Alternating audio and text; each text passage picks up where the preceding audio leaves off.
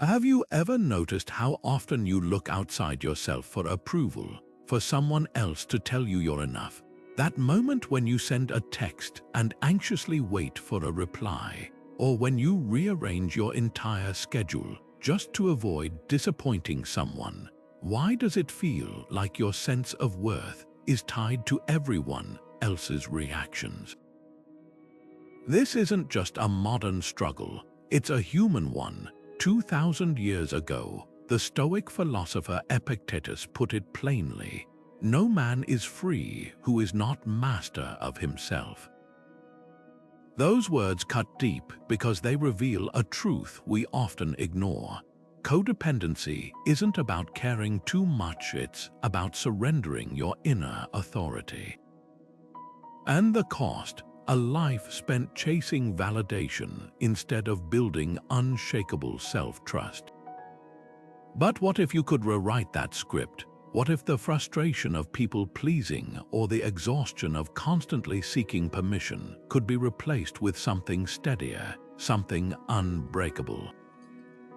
That's where Stoicism steps in, not as a dusty old philosophy, but as a practical toolkit for reclaiming your agency.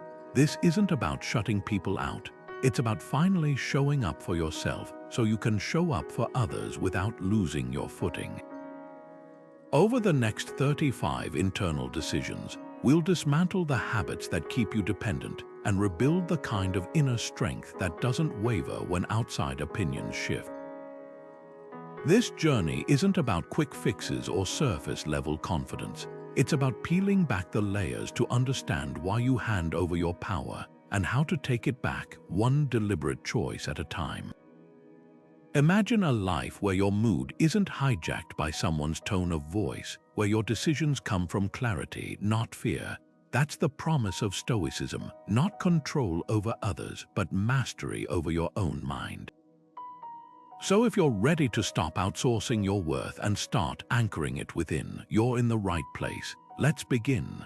The first step in breaking codependency isn't about changing others, it's about reclaiming the power to define your own worth. Marcus Aurelius, the Stoic emperor who ruled one of history's greatest empires, faced relentless pressure to seek validation from his subjects, his peers, even his enemies. Yet his private writings reveal a radical practice: turning inward. You have power over your mind, he wrote, not outside events. Realize this and you will find strength. That's the Stoic secret: not ignoring the world, but refusing to let it dictate your value. Think about how often we outsource this power today.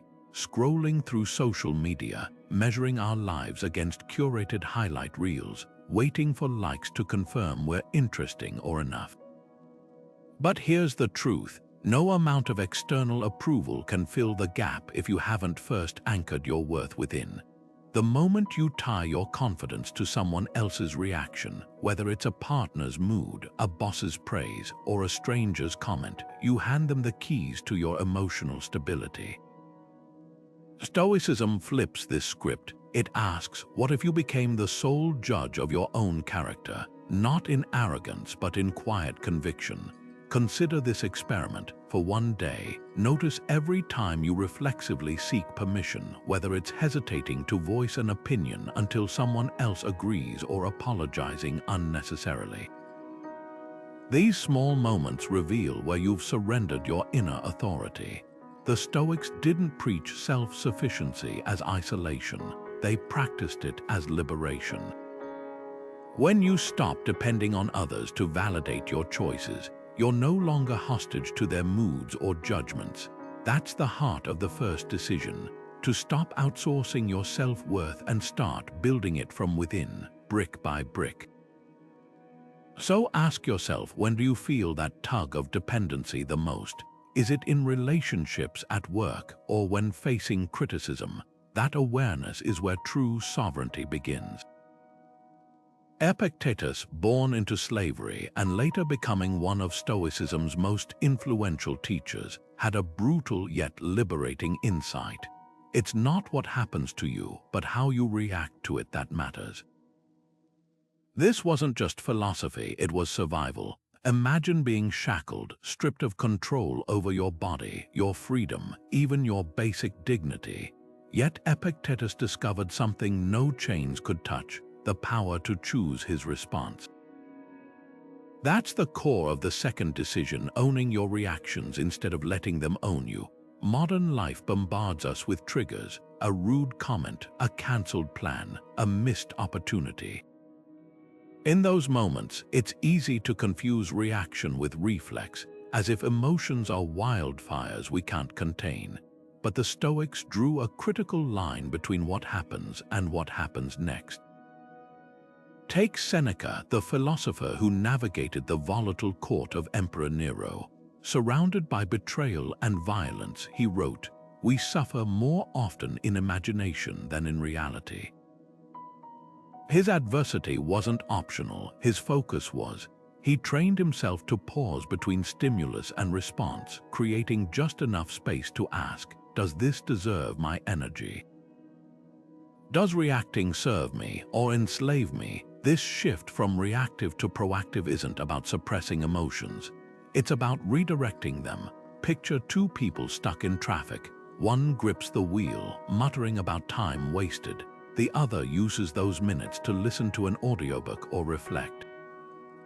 The circumstance is identical, but the experience worlds apart. Codependency often masquerades as compassion.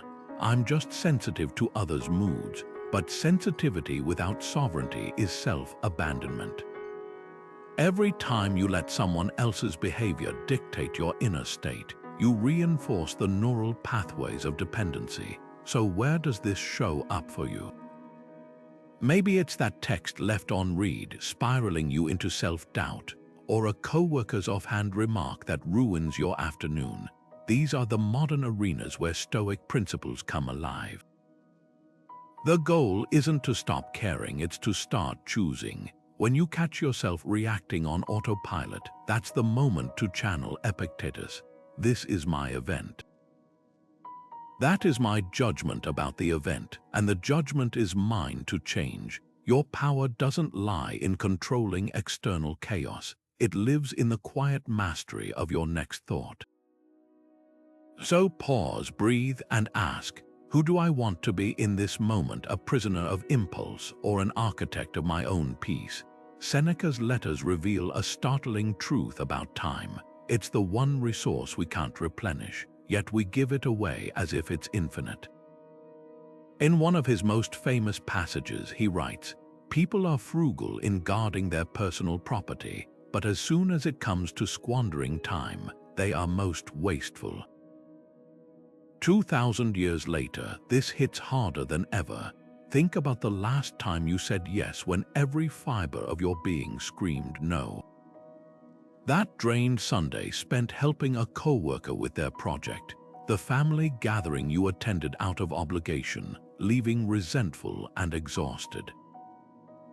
These aren't just minor inconveniences, they're silent thefts of your life force. The Stoics didn't see boundaries as walls to keep people out, but as sacred lines to protect what's irreplaceable, your attention, energy, and peace. Consider a modern workplace scenario. Your manager dumps an urgent task on your desk at 5 p.m. Despite knowing you've logged overtime all week, codependency whispers, if you push back, they'll think you're not a team player. Stoicism answers, if you don't push back, you're not playing for your own team. Setting boundaries isn't about defiance, it's about dignity. When you articulate limits clearly, I can tackle this first thing Monday. You're not rejecting responsibility, you're honoring your capacity to deliver quality work without self-sabotage. This is where many stumble, mistaking self-respect for selfishness. Ancient Stoics faced the same dilemma. Roman society demanded relentless social obligations, banquets, political favors, family duties. Yet Seneca carved out hours for solitude and study, writing, "No person hands out their money to passers-by, but to how many do each of us hand out our lives?" His insight, we fear boundary setting because we overestimate others' reactions and underestimate our own worth. So where does this resistance show up for you? Maybe it's the friend who always vents but never listens, leaving you emotionally depleted. Or the parent who guilt trips you into visits that feel like obligations rather than connections. Every yes you mutter through clenched teeth is a vote against your sovereignty. The third decision isn't about becoming heartless, it's about becoming intentional. Start small. Next time someone asks for a favor that would derail your priorities, pause. Ask Seneca's question, is this how I want to spend a piece of my life? The answer might surprise you. Marcus Aurelius, the philosopher-emperor who governed Rome at the height of its power, wrote his most profound insights not in palaces or battlefields, but in solitude. His private journal, later known as Meditations, was never meant for public eyes. It was a sacred space where he confronted himself without masks or performance.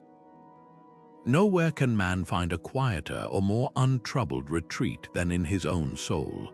He scribbled in the stillness of night. That's the fourth decision, to stop fearing solitude and start recognizing it as the birthplace of clarity. Modern life has turned being alone into something to avoid at all costs. We scroll through feeds in bathroom stalls, binge shows to drown out quiet moments, mistake constant connection for fulfillment. But there's a stark difference between loneliness, the ache of absence, and the rich, purposeful solitude the Stoics championed. Loneliness whispers you're lacking, solitude reminds you you're enough. Picture two versions of being alone. One person paces their apartment, restless, checking their phone every 30 seconds for notifications that never come. Another sits by a window with a notebook, observing their thoughts like clouds passing, some heavy, some light, none permanent. Both are physically alone, but only one is practicing what the Stoics called the art of retreat. This isn't about isolation, it's about reclamation. The digital age has blurred the lines between presence and intrusion. Notifications hijack our focus, algorithms trade our attention for profit, and we've forgotten how to simply be with ourselves. Try this challenge for 1 hour this week. Leave your phone in another room. No podcasts, no background noise, just you and the space between your ears. Notice what surfaces: discomfort, boredom, anxiety. Those sensations are signposts pointing to dependencies you might not even realize you've formed. When Seneca advised his friend Lucilius to set aside days where you deny yourself all things, he wasn't preaching austerity, he was offering liberation. What terrifies us about true solitude isn't the silence, it's what we might hear in it. Unanswered questions, unresolved regrets, the parts of ourselves we've neglected in the rush to please others. But here's the paradox the Stoics uncovered. Only by facing that discomfort do we gain the one thing codependency can never provide: unshakable self-familiarity. Marcus didn't journal to escape his empire's chaos. He did it to return to that chaos-centered. So ask yourself, when was the last time you sat with your own thoughts without distraction or buffer? What would it feel like to make friends with the person you are when no one's watching? There's a heartbreaking irony in how often our deepest care morphs into quiet control. We tell ourselves we're helping, fixing, guiding, but beneath the surface there's a gnawing fear. What if they fail? What if they suffer? What if it reflects on me? The Stoics recognized this trap 2 millennia ago. In Arrian's discourses, Epictetus draws a line so sharp it still cuts through modern confusion. Some things are within our power, while others are not. That simple distinction, the dichotomy of control, isn't just philosophy. It's liberation from the exhaustion of playing God in lives that aren't ours to govern. Think of a parent watching their child struggle with homework. The instinct to grab the pencil and correct every mistake is visceral. But here's the paradox: true growth happens in the space between support and takeover. Codependency disguises itself as devotion. I just want what's best for them, yet subtly chains both people to an unspoken contract. Your pain is my failure. Stoicism reframes this. It asks, can you love someone deeply without owning their outcomes? The parent who resists the urge to solve every problem isn't neglectful. They're teaching resilience by allowing struggle to do its transformative work. This applies far beyond parenting. The co-worker who constantly covers for a teammate's tardiness, the partner who absorbs blame to keep peace in the relationship. Even the friend who agonizes over another's bad decisions as if they were their own. In each case, the same question lingers: where does care end and control begin? The Stoics didn't advocate detachment from love or responsibility. They practiced detachment from the illusion that we can or should dictate how life unfolds for others. Marcus Aurelius ruled an empire but wrote, "Accept the things to which fate binds you and love the people with whom fate brings you together, but do so with all your heart." Imagine holding a butterfly in your palm. Clench your fist and you crush it. Open your hand completely and it might fly away. But there's a third option: cupping your hands loosely, creating space for the butterfly to stay or leave on its own terms. That's the balance Stoicism proposes: engagement without entanglement. The fifth decision isn't about caring less, it's about controlling less. So next time you feel that familiar surge to fix, manage, or prevent someone else's struggle, pause. Ask Epictetus' question, is this within my power? Sometimes the most profound love looks like stepping back and trusting the process for them and for yourself. Socrates never claimed to have answers. His wisdom lay in asking the right questions. The unexamined life is not worth living, he declared, a principle that became the bedrock of Stoic self-inquiry. Centuries later, Epictetus would carry this torch, urging his students to turn the lens inward with brutal honesty. First say to yourself what you would be, and then do what you have to do. Notice the order: clarity before action. Most of us get this backward. We react, justify, blame, or numb, skipping the vital step of asking, what's truly driving this? Consider a common scenario. Your partner forgets an anniversary. The surface reaction might be anger, a sharp, hot emotion that feels justified, but beneath that, perhaps fear that you're forgettable, or shame that your expectations feel unreasonable.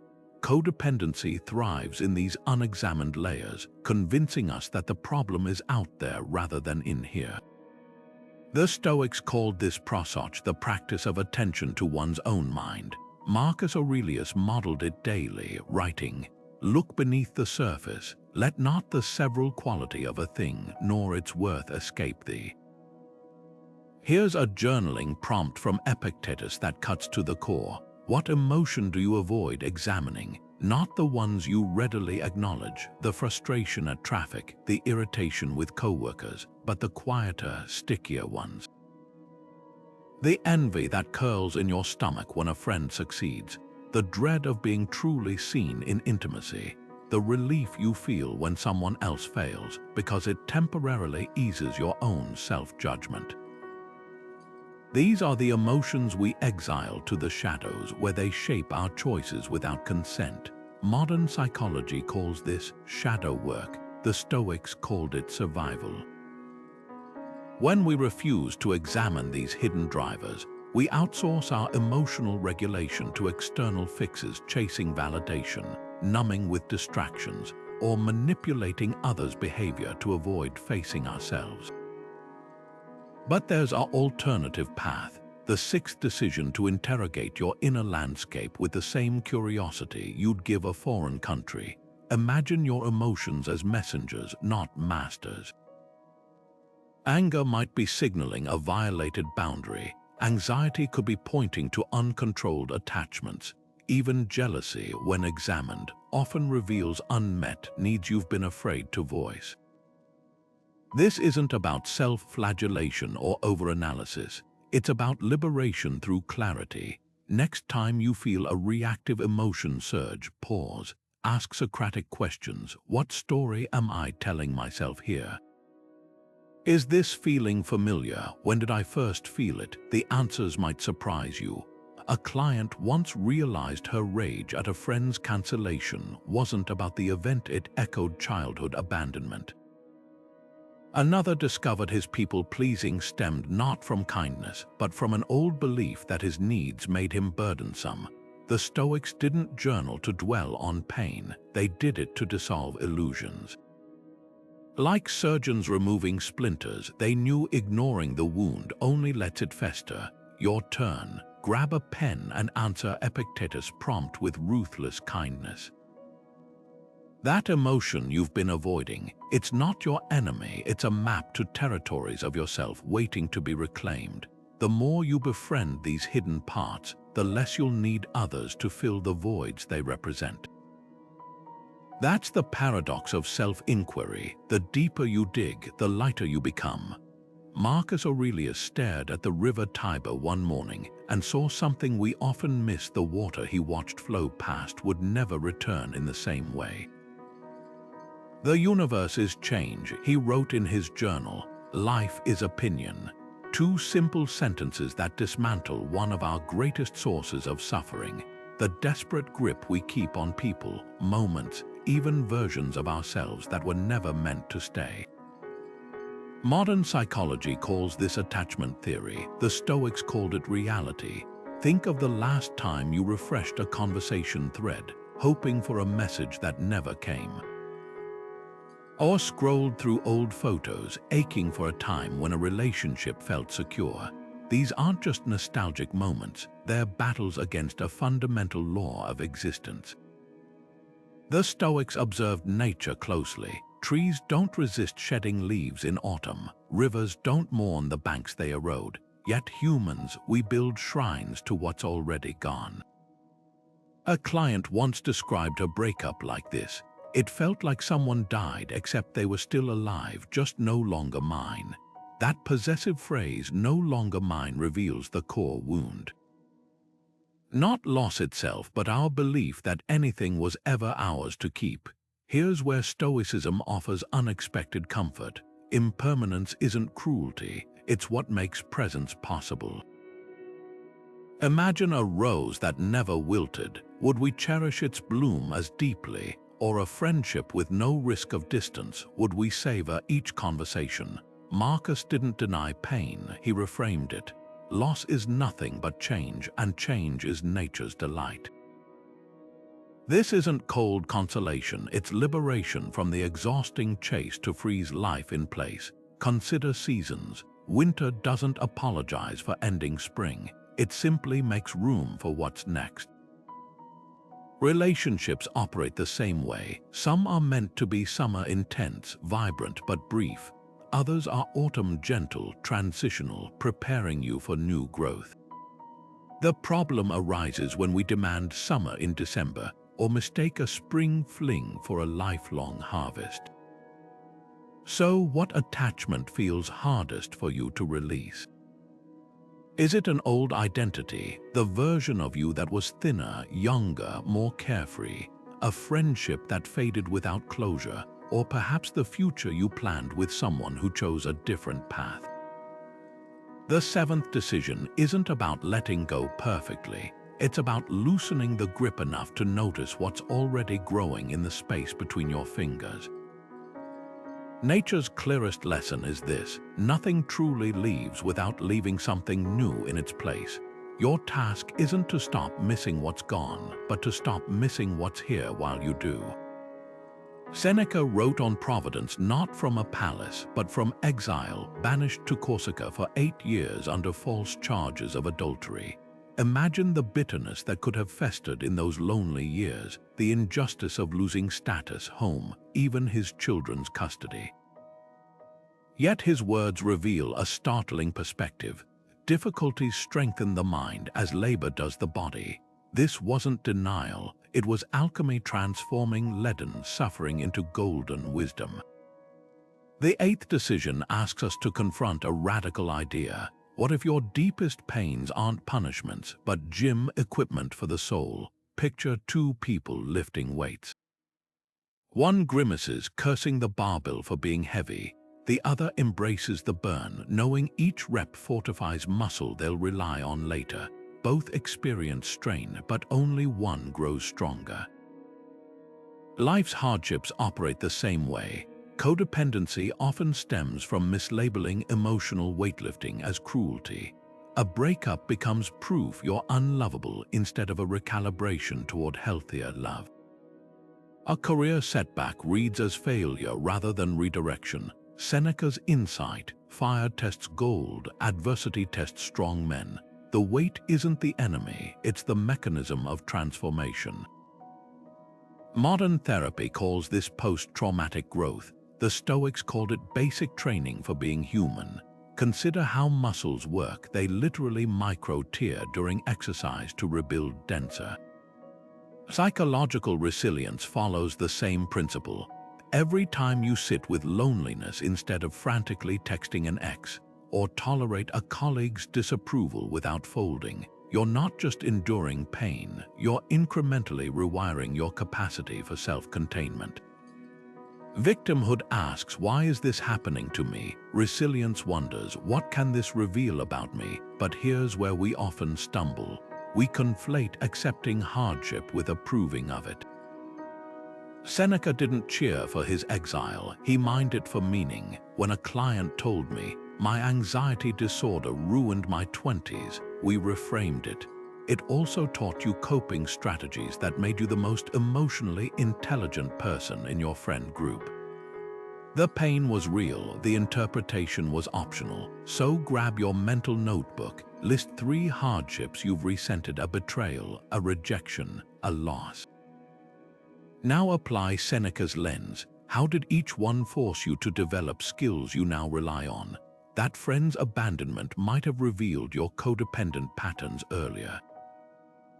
The job rejection could have steered you toward a path better aligned with your strengths. Even grief, when fully felt, often leaves us more tender and attuned to others' suffering.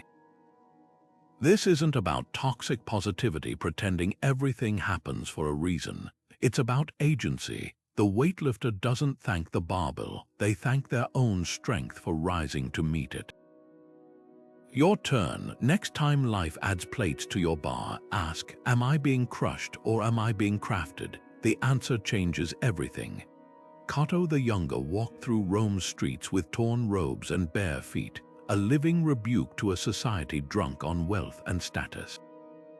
While senators scrambled for political favors, he refused to bow, not out of arrogance, but from a bone-deep commitment to something rarer than power: integrity.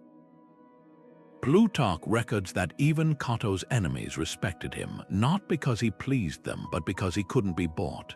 That's the 9th decision: to weigh your choices on the scales of virtue rather than the fickle currency of applause. We've all felt that gnawing tension between what's right and what's rewarded. Maybe it's laughing at an offensive joke to fit in at work, or staying silent when a friend gossips because confrontation feels uncomfortable. These moments seem small, but they're micro-surrenders of sovereignty. The Stoics identified 4 cardinal virtues: wisdom, courage, justice, and temperance, not as abstract ideals, but as daily filters for decision-making. Imagine a coworker takes credit for your idea in a meeting. People-pleasing whispers, "Don't make waves, just let it go." Courage answers, "Claim what's yours, politely but unambiguously." One path trades self-respect for temporary peace. The other risks discomfort to preserve something far more valuable: your integrity. Social psychology reveals how deeply we're wired for conformity. The Ash experiments of the 1950s showed subjects denying obvious truths, claiming mismatched lines were identical, just to avoid disagreeing with a group. But here's what often gets overlooked: those who resisted conformity didn't just endure disapproval, they fundamentally altered the group's behavior. One dissenter gave others permission to see truth clearly. That's the ripple effect of virtue. It doesn't just serve you, it recalibrates what a community considers acceptable. So when did you last shrink your truth to fit someone else's expectations? Was it swallowing your political views at a family gathering to keep the peace?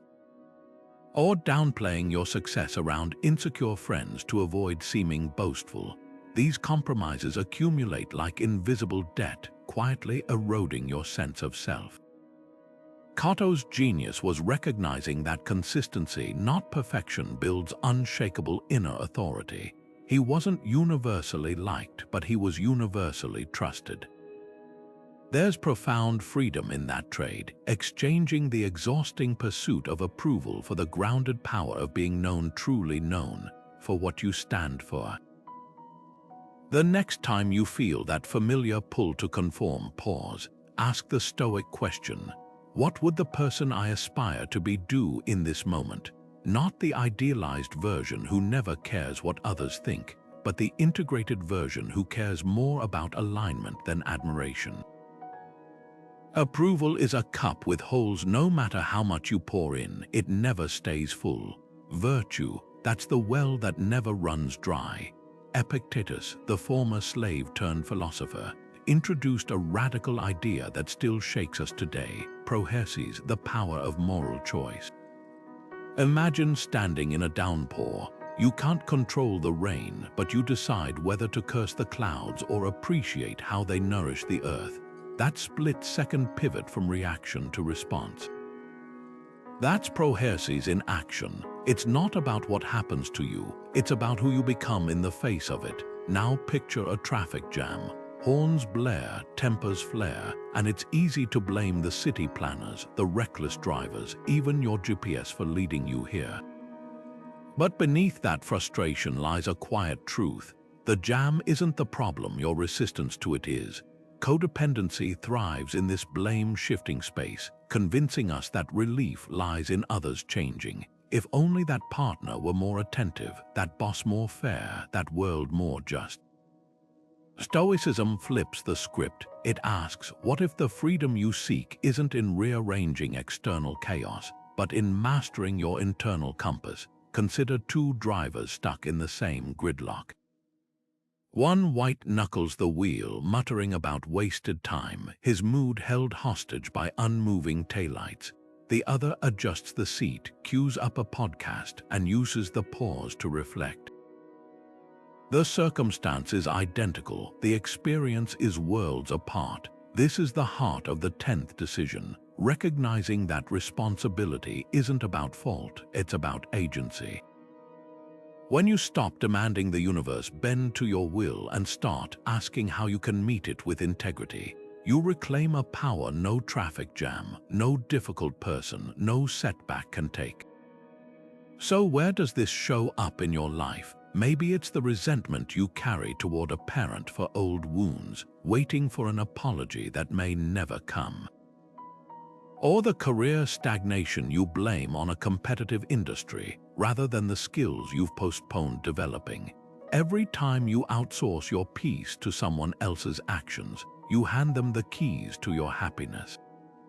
Epictetus, who couldn't even control his own chains as a slave, discovered the ultimate leverage. No one is master of another's prohersis. Here's the practice.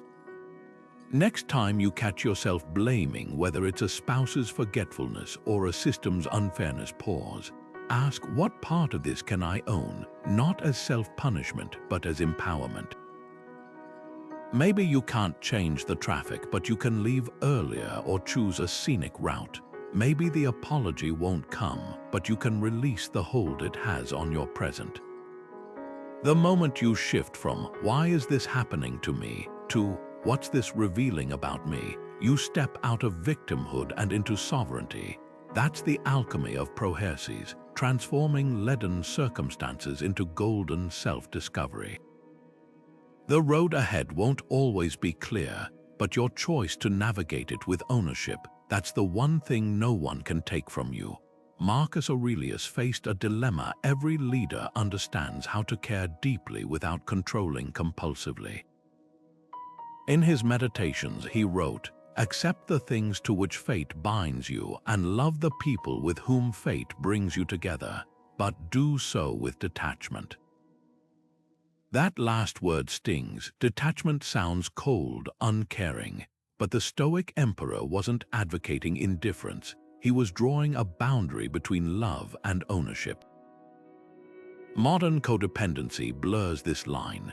We mistake rescuing for caring, interference for investment, as if another person's missteps are ours to prevent.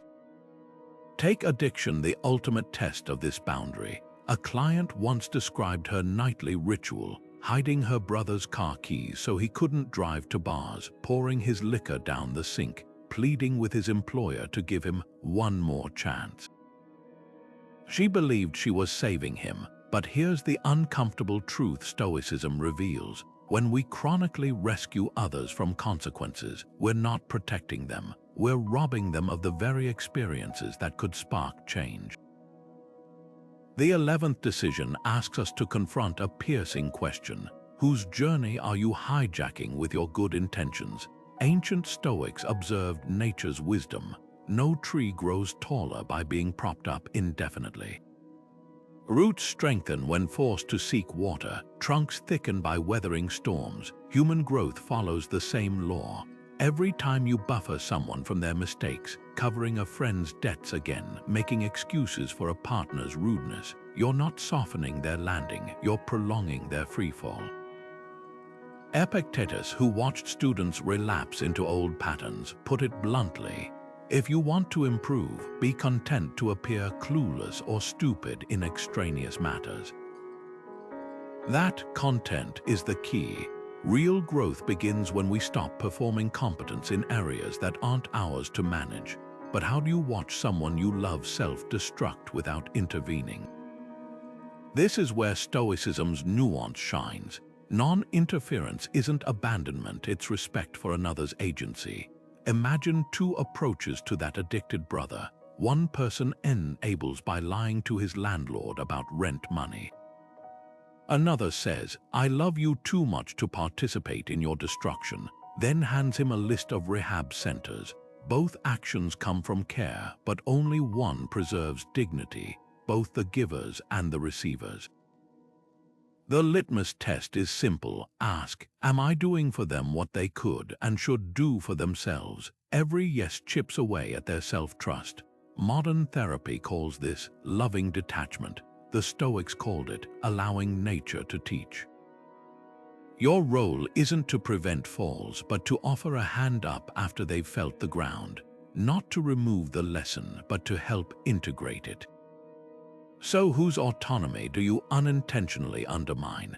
A colleague who leans on you to redo their work, an adult child who still expects you to fix their problems.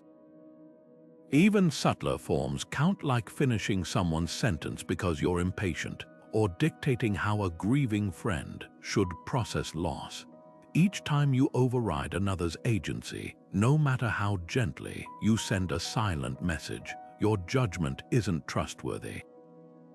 The shift begins with small surrenders. Next time someone asks for advice, resist the urge to solve their problem. Instead, reflect their own wisdom back. What do you think your next step is? When a loved one makes a choice you disagree with, voice your concern once, then silently honor their right to learn differently. This isn't passive. It's active trust in the resilience you claim to believe they possess. Aurelius ruled an empire but wrote, "The best revenge is to be unlike him who performed the injury." In relationships, the best love is to be unlike the codependent who performed the rescue, to care enough to step back so others can step up. Their stumbles aren't your failures, their recoveries won't be your triumphs. But in that sacred space of non-interference, something unexpected grows. The quiet confidence of people who know they're capable, not because you shielded them from life, but because you trusted them to face it. Imagine standing in a crowded room where everyone shouts different demands at once. That's what modern life does to our minds. Notifications, to-do lists, unresolved arguments, future worries, all clamoring for attention like relentless petitioners. 2,000 years before mindfulness apps and meditation gurus, Seneca diagnosed this mental noise with eerie precision. We are more often frightened than hurt, and we suffer more in imagination than in reality. The 12th decision cuts through this chaos. Cultivating inner silence isn't about emptying your mind. It's about discerning which thoughts deserve an audience. The Stoics practiced a form of mindfulness long before it became a wellness trend, but with a crucial difference. Modern meditation often aims to quiet the mind. Stoic mindfulness sought to clarify it. Think of your thoughts as a Senate floor. Some senators speak wisdom reminders of your values, constructive self-critique, gratitude. Others peddle panic catastrophic predictions, old regrets, hypothetical betrayals. The practice, not silencing the debate, but developing the discernment to recognize which voices serve your sovereignty and which erode it. Try this thought audit. For one day, carry a notebook. Every time you catch yourself ruminating, replaying that awkward conversation, agonizing over an upcoming deadline, resenting someone's comment, jot down the thought and label its category. Is it useful? Is it factual? Or is it a mental loop that drains energy without offering solutions? A client discovered she spent 40% of her mental real estate imagining disasters that never occurred. Another realized his morning shower was hijacked by imaginary arguments with his boss. These aren't just passing thoughts, they're cognitive parasites, feeding on attention that could fuel meaningful action. Here's the Stoic twist. Inner silence begins with interrogation, not avoidance. When Marcus Aurelius wrote, "The happiness of your life depends upon the quality of your thoughts," he wasn't advocating forced positivity. He was urging rigorous editing. That voice whispering, "They probably think you're incompetent. Ask it for evidence." The replay of a decade-old humiliation. Question what it costs to keep resuscitating it.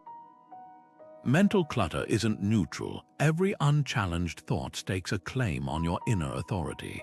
So what repetitive thought drains you?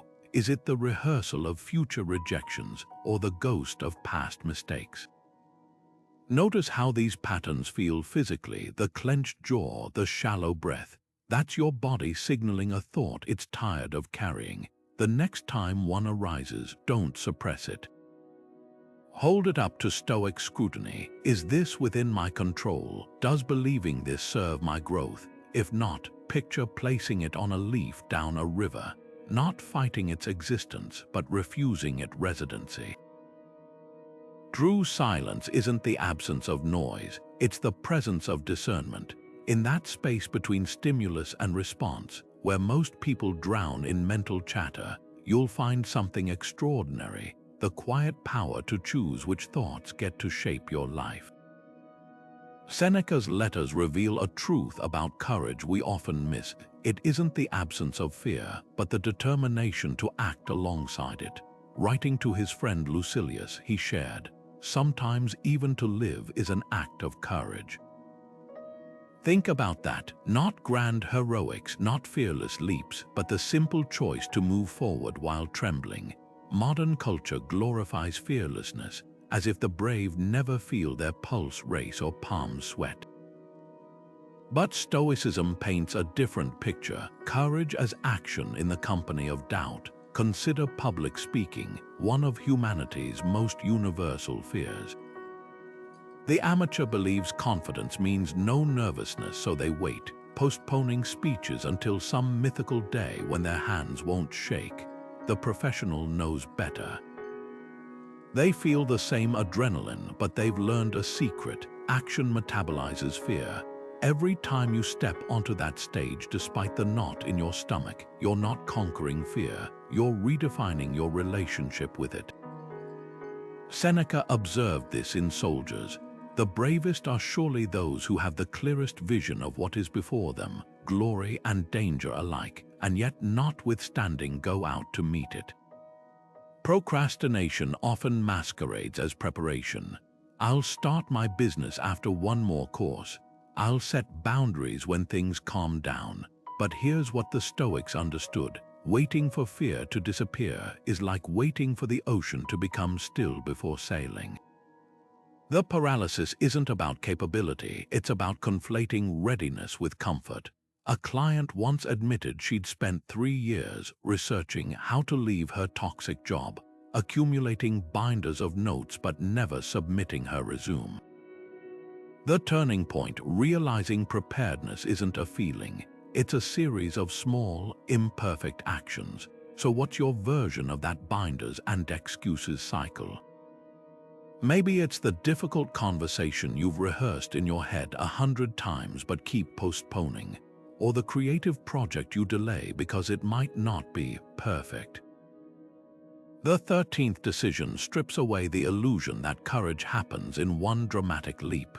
It's built through micro-actions, sending the email before you feel ready, voicing the unpopular opinion when it matters, choosing one small step that scares you daily. Try this, write down one thing you'd attempt if fear weren't a factor. Now, identify the smallest possible version of that action, something you could do in the next 48 hours. Not publish a book, but write 200 words. Not confront my toxic parent, but journal my unfiltered feelings first. Each time you complete one of these micro-acts, you're not just making progress, you're rewiring your nervous system's response to fear itself. Seneca's most radical insight: fear shrinks in the rearview mirror. The thing we dread is almost always worse in anticipation than in reality. We suffer more in imagination than in reality. He wrote, a truth proven every time someone finally has that dreaded conversation only to discover, win or lose, they're still standing. The weight of the unknown vanishes the moment you step into it. That's the alchemy of courageous action.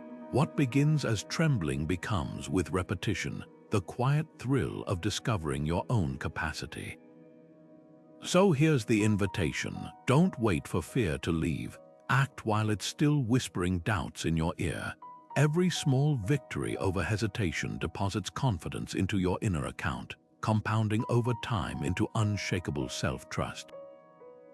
The question isn't whether you'll ever feel ready, it's whether you're willing to begin unprepared. Epictetus pictured the mind as a fortified gate, not to keep life out, but to filter what deserves entry. At the gate of your mind, he taught, place a guard who asks every thought, are you necessary? Are you timely? That's the 14th decision, to stop letting yesterday's storms flood today's peace. Rumination isn't just mental replay, it's handing your present moments to ghosts, take grudges. A client once described carrying resentment toward a childhood friend who betrayed her 20 years later. She still rehearsed the conversation she wished she'd had.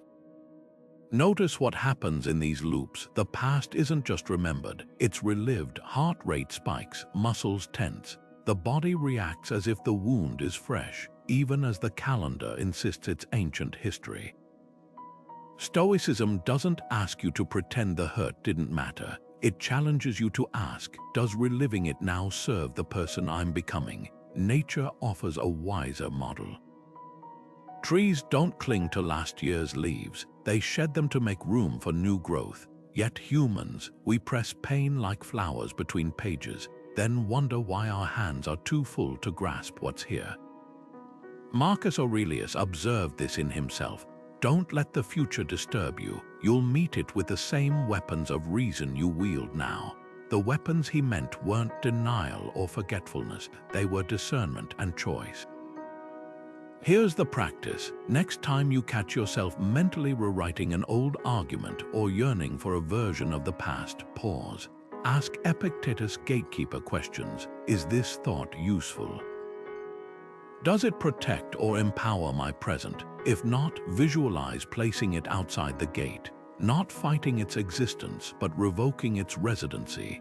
One executive realized his fear of failure traced back to a little league coach who benched him for errors.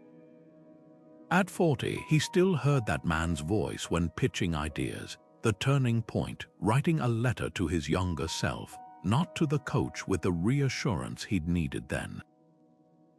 By shifting focus from changing the past to healing its imprint, he freed up mental bandwidth previously hijacked by old tapes. So what story do you keep retelling that no longer serves you? Is it the "I'm not good enough" narrative from a critical parent? The "I was wronged" identity that keeps you stuck in victimhood? The past isn't a prison unless you volunteer as its guard. Every moment spent dragging old weights is a moment unavailable for what's here. The conversation in front of you, the sunlight through your window, the next brave step waiting to be taken. The Stoics weren't against memory, they were against entanglement. They honored scars while refusing to reopen wounds. Your history isn't erased by releasing its grip. It's finally allowed to become what it was meant to be, a teacher, not a warden. The gate swings both ways. Behind you, the stories you've outgrown. Ahead, the unwritten moments where your sovereignty lives. Which will you face? Marcus Aurelius wrote that life is like being handed a tapestry with only the reverse side visible. The knots and tangled threads seem chaotic, but turn it over, and every stitch contributes to a grander design. We're quick to judge our own paths by the messy underside, comparing our progress to someone else's finished masterpiece. A client once came to me paralyzed by this very trap. A marketing executive who'd secretly dreamed of teaching, but every time she browsed job boards, she'd see peers celebrating decade anniversaries at their firms. "Why does it feel like I'm starting over while they're hitting their stride?" she asked. The answer lies in a Stoic distinction. Fate gives everyone the same raw materials: time, choice, challenge, but never the same blueprint. Consider two trees in a forest. One grows straight and tall, its branches symmetrical. The other twists dramatically, shaped by storms into something uniquely gnarled. Which is more on track? Nature doesn't measure progress linearly, it adapts. Human lives operate the same way. That executive eventually left her corporate role, taking a pay cut to teach adult literacy. 2 years later, she told me, "My detour into marketing gave me real-world stories that textbook teachers can't offer." What she'd seen as wasted time was actually preparation in disguise. This is where comparison betrays us. Social media showcases highlight reels, promotions, weddings, milestones, but never the silent stretches of doubt or redirection that made them possible. Marcus reminded himself daily, what is good for the swarm is good for the bee. Your path isn't meant to mirror the swarm's, it's meant to contribute to it in your singular way.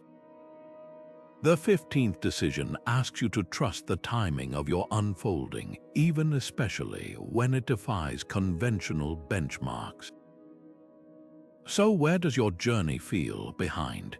Is it the friend who married young while you're still navigating dating apps? The colleague who published a book while your draft collects digital dust? Behind those doubts lies an assumption that life operates on one universal schedule. But Stoicism teaches that our trials aren't obstacles to our purpose, they're the loom weaving it. That period of unemployment wasn't a pause, it taught resilience.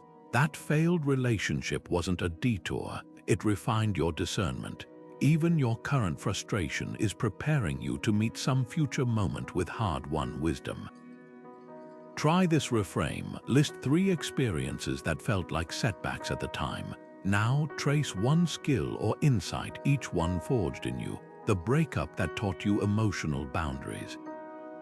The job rejection that led you to a more aligned path, the illness that reshaped your priorities. Marcus called this amor fati, the love of fate, not passive resignation, but active trust that every thread, even the frayed ones, belongs. Your timeline isn't wrong, it's yours. The parent who had kids young gains one kind of wisdom, the one who waits gains another. The entrepreneur who succeeds at 25 and the one who finds their calling at 55 both prove the same truth. Seasons don't apologize for their timing, and neither should you. The tapestry isn't incomplete, you're just still weaving it. Diogenes carried a lamp through Athens in broad daylight, searching for an honest man. But his real lesson wasn't about truth, it was about recognizing how little we actually need to be free. When Alexander the Great asked what he could do for the philosopher, Diogenes famously replied, "Step out of my sunlight." That moment captures the 16th decision, to stop mistaking wants for needs and to find liberation in simplicity rather than accumulation. Modern life bombards us with manufactured hunger. Scrolling through targeted ads, we suddenly need the latest gadget.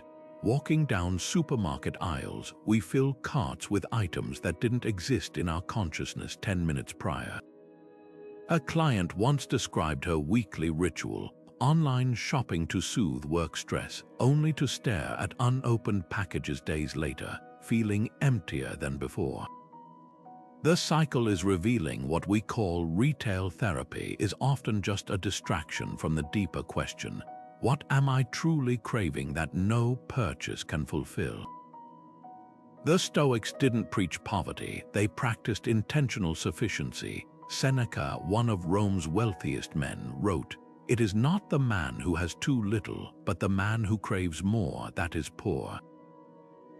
This insight flips modern minimalism on its head. It's not about counting possessions, it's about auditing the desires that drive us. Consider two people with identical closets. One feels content, the other perpetually restless for the next trend.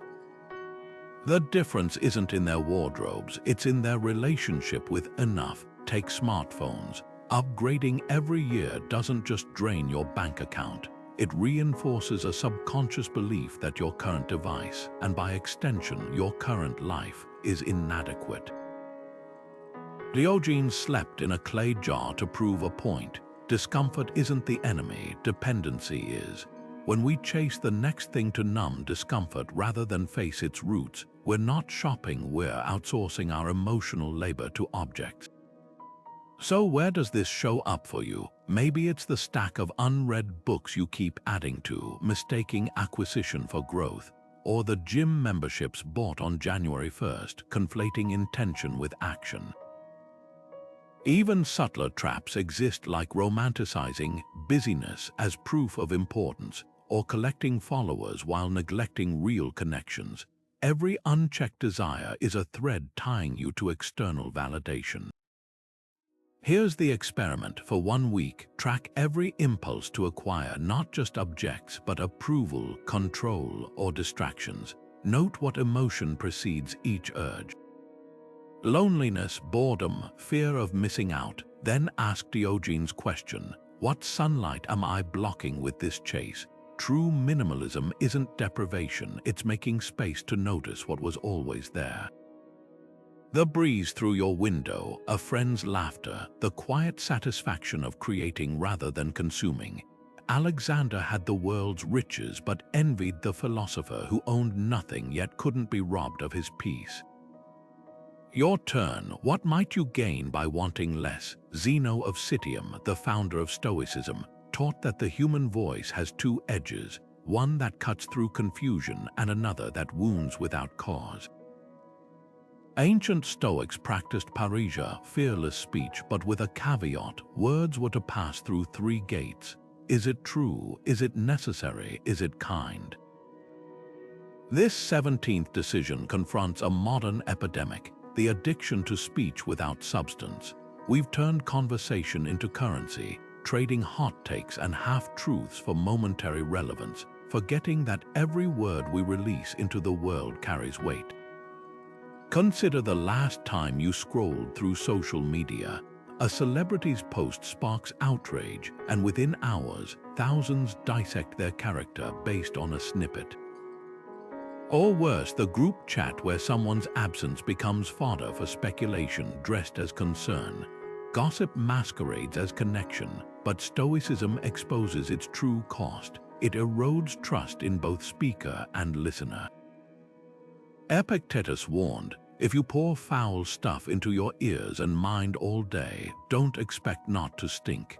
Every piece of idle talk isn't just about the subject, it's a stain on your integrity. Now picture a different scenario. A colleague vents about your mutual boss, and the easy path is to nod along. But Stoic rhetoric offers an alternative. That's not my experience. Here's what I've observed. No grandstanding, no false harmony, just truth without embellishment. The Roman statesman Cato practiced this relentlessly. Known for his terse speeches, he once silenced the Senate by saying, "I would rather be asked why I have no statue than why I have one." His words carried power not from their volume, but from their rarity. Here's the litmus test. Notice when you speak to fill silence rather than convey meaning. The nervous chatter on a first date. The obligatory commentary during awkward pauses in meetings. Even the reflexive "fine" when someone asks how you are despite your world feeling anything but. These aren't minor habits, they're training grounds for self-betrayal. Seneca observed, "Speech is the mirror of the soul. As a man speaks, so he is." Every time we default to empty words, we dilute our capacity for authentic connection. Try this experiment for one day. Before speaking, pause. Ask Zeno's 3 questions. That text reacting to a viral controversy. Does it add truth or just noise? The office gossip veiled as just sharing. Is it necessary or just habitual? You'll quickly discover how much of our dialogue exists not to communicate, but to soothe our own unease with stillness. The Stoics weren't advocating silence, they were demanding intentionality. When Marcus Aurelius wrote, "Waste no more time arguing what a good man should be." Be one, he was calling for speech that aligns with action. Your words aren't just sounds, they're the architecture of your character. So next time you feel compelled to fill the air, consider the alternative. The profound dignity of letting silence speak until you have something worth breaking it for. Seneca's treatise on anger contains a paradox that still stings today. The greatest remedy for anger is delay. Not suppression, not retaliation, just the simple, brutal act of waiting before reacting. But here's what most miss: forgiveness operates the same way. Not as a grand gesture waiting for an apology, but as a quiet release that happens in the dark without witnesses or fanfare. Picture 2 brothers who haven't spoken in a decade over an inheritance dispute. One waits for the other to come to his senses. The other nurses resentment like a prized possession. Both are trapped in the same lie, that forgiveness is a transaction, something earned rather than given. Stoicism flips this script. Forgiveness isn't about the other person's remorse, it's about reclaiming the mental real estate they've occupied rent-free. Think of a landlord finally changing the locks on a squatter. The squatter didn't leave willingly, the owner just stopped giving them space. A client once described her estranged father's alcoholism, years of broken promises, missed recitals, slurred midnight calls. She believed forgiving him meant excusing his behavior until a therapist reframed it. You're not handing him a pardon, you're handing yourself back the energy you've spent hating him. That's the 18th decision, to sever the chain linking your peace to someone else's transformation. This is where people conflate forgiveness with reconciliation. Reconciliation requires mutual effort, shared apologies, changed behavior, rebuilt trust. Forgiveness, that's a solo act. Seneca wrote, "Anger is like drinking poison and waiting for the other person to die." You can forgive a thief without handing them your wallet again. You can release a toxic parent's hold on your self-worth without inviting them to Sunday dinners. The Stoics weren't naive, they were pragmatic. Marcus Aurelius forgave traitors in his court not because they deserved it, but because he refused to let their betrayal dictate his inner state. Now here's the gut check. Who in your life do you conditionally forgive? The friend who'll earn your trust back only if she admits she was wrong. The partner whose relapse you'll overlook only if he attends therapy. Conditional forgiveness is just resentment in disguise, a ledger where you tally debts until the other person pays. Try this reframe. Picture a jar labeled their name as actions. Every time you rehearse their wrongs, you drop another coin in. Over time, the jar grows heavier, but here's the secret. You're the one carrying it. The Stoic practice is simpler and harder. Empty the jar yourself. Not because they've changed, but because you're tired of the weight. This doesn't mean pretending the hurt didn't happen. It means acknowledging the wound while refusing to let it define your present. Like Seneca's advice on anger, the first step isn't warmth, it's neutrality. You don't have to send a heartfelt letter or force fond feelings. Start smaller.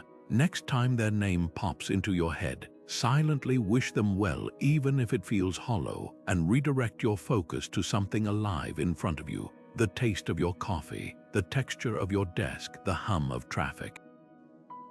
That's the alchemy of unconditional release. The brother who waits for an apology may never speak to his sibling again, the one who forgives without it. He might not reconcile, but he'll reclaim something far more precious, the ability to enjoy his mornings without bitterness as his first taste of the day. The choice isn't between justice and surrender, it's between freedom and a life sentence as someone else's jailer. So ask yourself, whose actions are you still letting govern your inner world? And what would it feel like to evict them, not because they left, but because you finally changed the locks? Epictetus faced exile, illness, and slavery, yet his teachings centered not on avoiding suffering, but on embracing life's inherent unpredictability. Do not seek for things to happen the way you want them to, he advised, but want things to happen the way they do. This radical acceptance, amor fati, the love of fate, cuts against modern instincts to micromanage every detail. We draft 5-year plans, refresh weather apps hourly before picnics, and agonize over restaurant reservations as if salvation lies in perfect control. But beneath this compulsion lurks a quiet terror, the realization that no amount of planning can eliminate life's variables. Take travel. A couple spends months mapping their dream Italian vacation flights, booked at sunrise to maximize daylight, every meal pre-reserved at Michelin-starred trattorias. Then a train strike cancels their Rome to Florence leg. They spend their first hours in frustration, recalibrating instead of savoring cobblestone alleys and accidental gelato discoveries. The Stoic alternative: treat the disruption as part of the adventure, not a deviation from it. The strike becomes the story they'll laugh about later, the forced slow afternoon in a village they'd never have chosen, where an elderly baker taught them to shape perfect biscotti. Modern anxiety often stems from this illusion that certainty equals safety and spontaneity equals danger. Yet neuroscience reveals the opposite. Our brains thrive on novelty. The same neural pathways that light up during a crisis also activate when we encounter something unexpectedly beautiful. The difference isn't in the event, it's in our stance toward it. A client once described her ritual before work trips: color-coded packing lists, printed itineraries in triplicate. When her flight was abruptly rerouted to a different city, she initially panicked until she wandered into a diner near her unexpected hotel and struck up a conversation that led to her next job opportunity. The universe doesn't always follow our scripts, but sometimes it hands us better lines.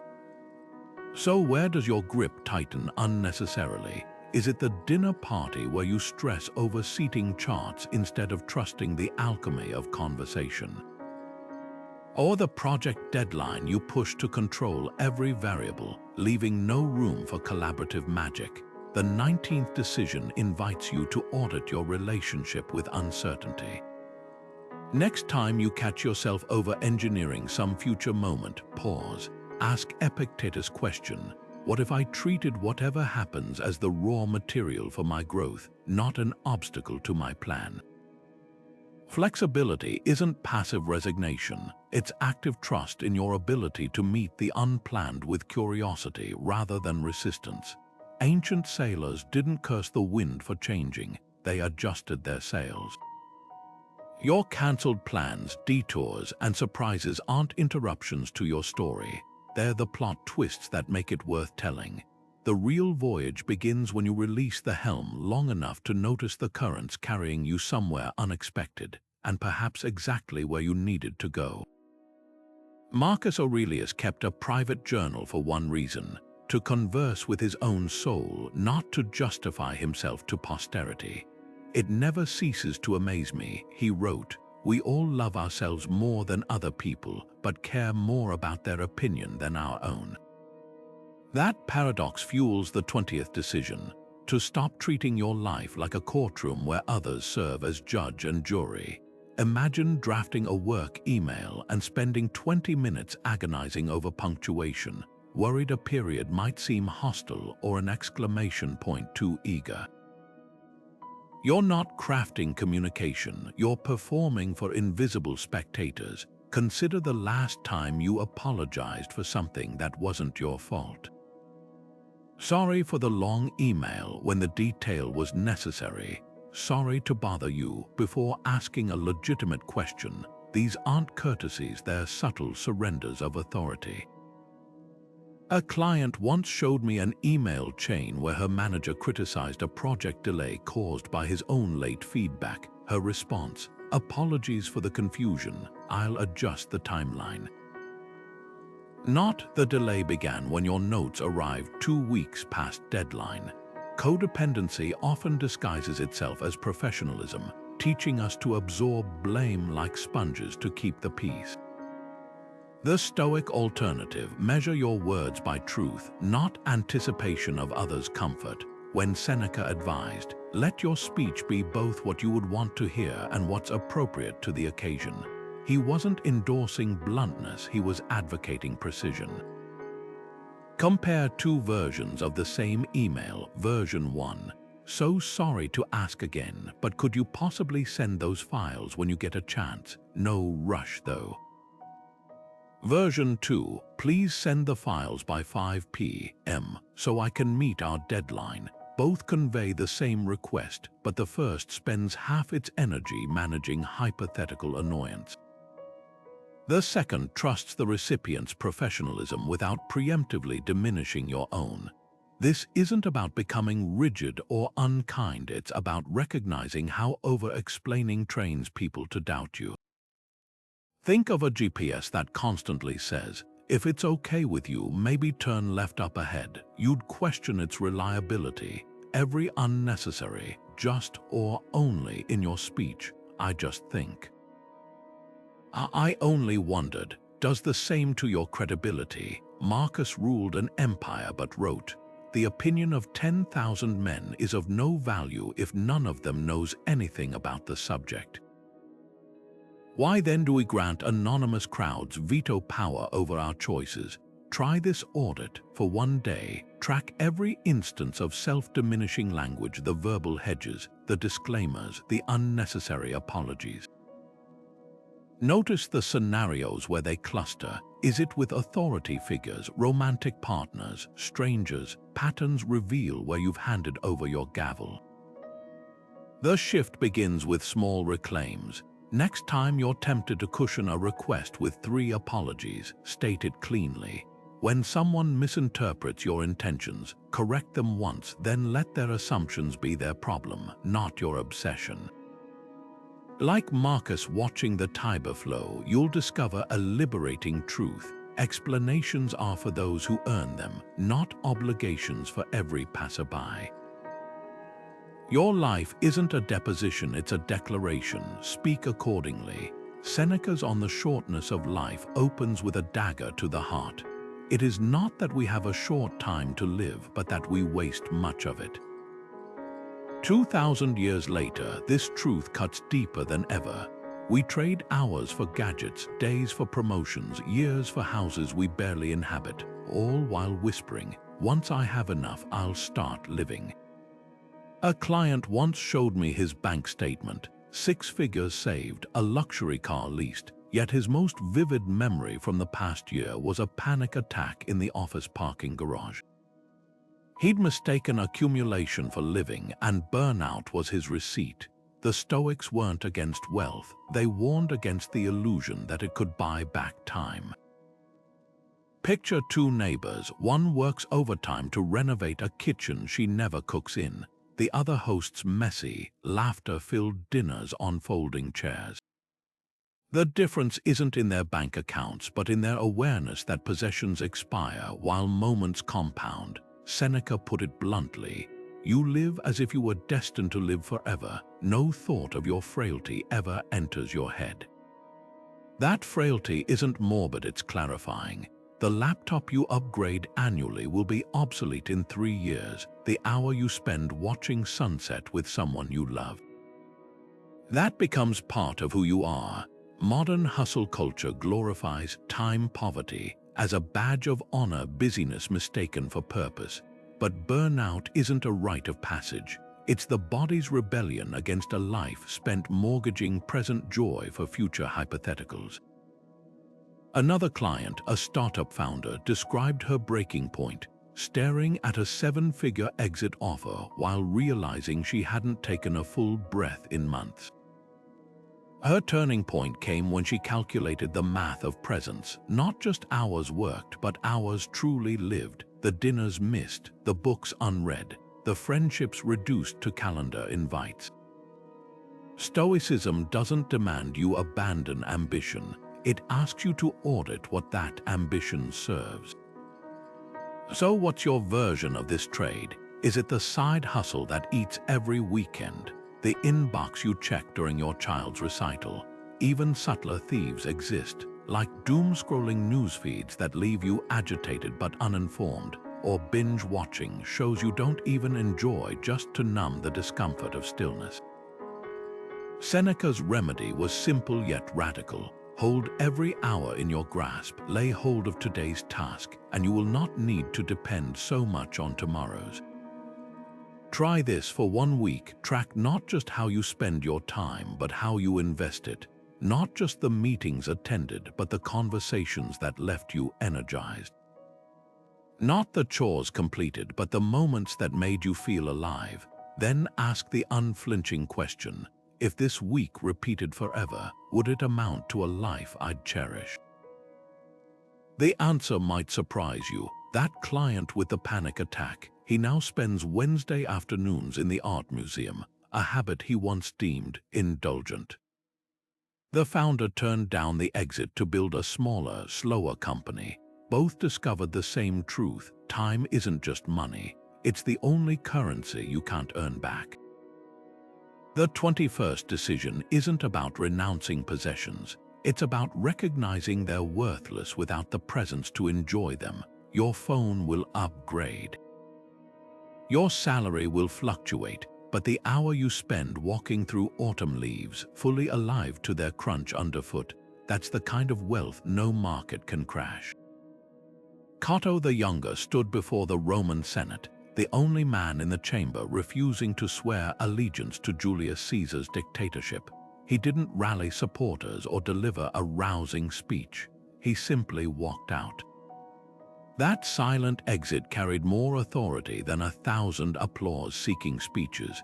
This is the 22nd decision, to lead not from hunger for followers, but from fidelity to principle. Stoic leadership isn't measured by the crowd at your back, but by the alignment between your actions and your convictions. Consider a modern team project. One manager runs meetings like a talk show host, jokes, flattery, constant check-ins to ensure everyone feels heard. Another sets clear objectives, delegates with trust, and steps back to let a team problem solve. Both get results, but the first breeds dependency, team members waiting for cues before acting. The second cultivates autonomy, colleagues who innovate because they've internalized the mission, not the manager's mood. The difference: one leads to be needed, the other leads to make leadership obsolete. We've confused influence with validation. social media metrics scream that impact equals visibility, more likes, more shares, more vocal admirers. But the Stoics measured impact differently. When Cato starved himself to death rather than live under Caesar's rule, his final act wasn't performative. It was a private refusal to compromise that echoed for centuries. Leaders who need applause often dilute their message to maintain it. Those who don't, they change cultures by standing firm when it matters most. Think of a teacher who inspires not through charisma, but through relentless belief in her students' potential. She doesn't crave their gratitude, she's fulfilled by their growth. Contrast this with the executive who bases decisions on employee approval ratings rather than company values. Both are leaders, but only one is free from the tyranny of external validation. Epictetus pinpointed this. If you wish to be a writer, write, not if you wish to be admired as a writer. The work, not the witness, defines the leader. Here's the litmus test. When no one's watching, does your leadership flicker? The parent who only models patience when others are present. The entrepreneur who pivots principles to attract investors. Even the activist who tones down rhetoric to avoid alienating allies. These aren't compromises, they're quiet leaks in integrity. True leadership, like water, finds its level without fanfare.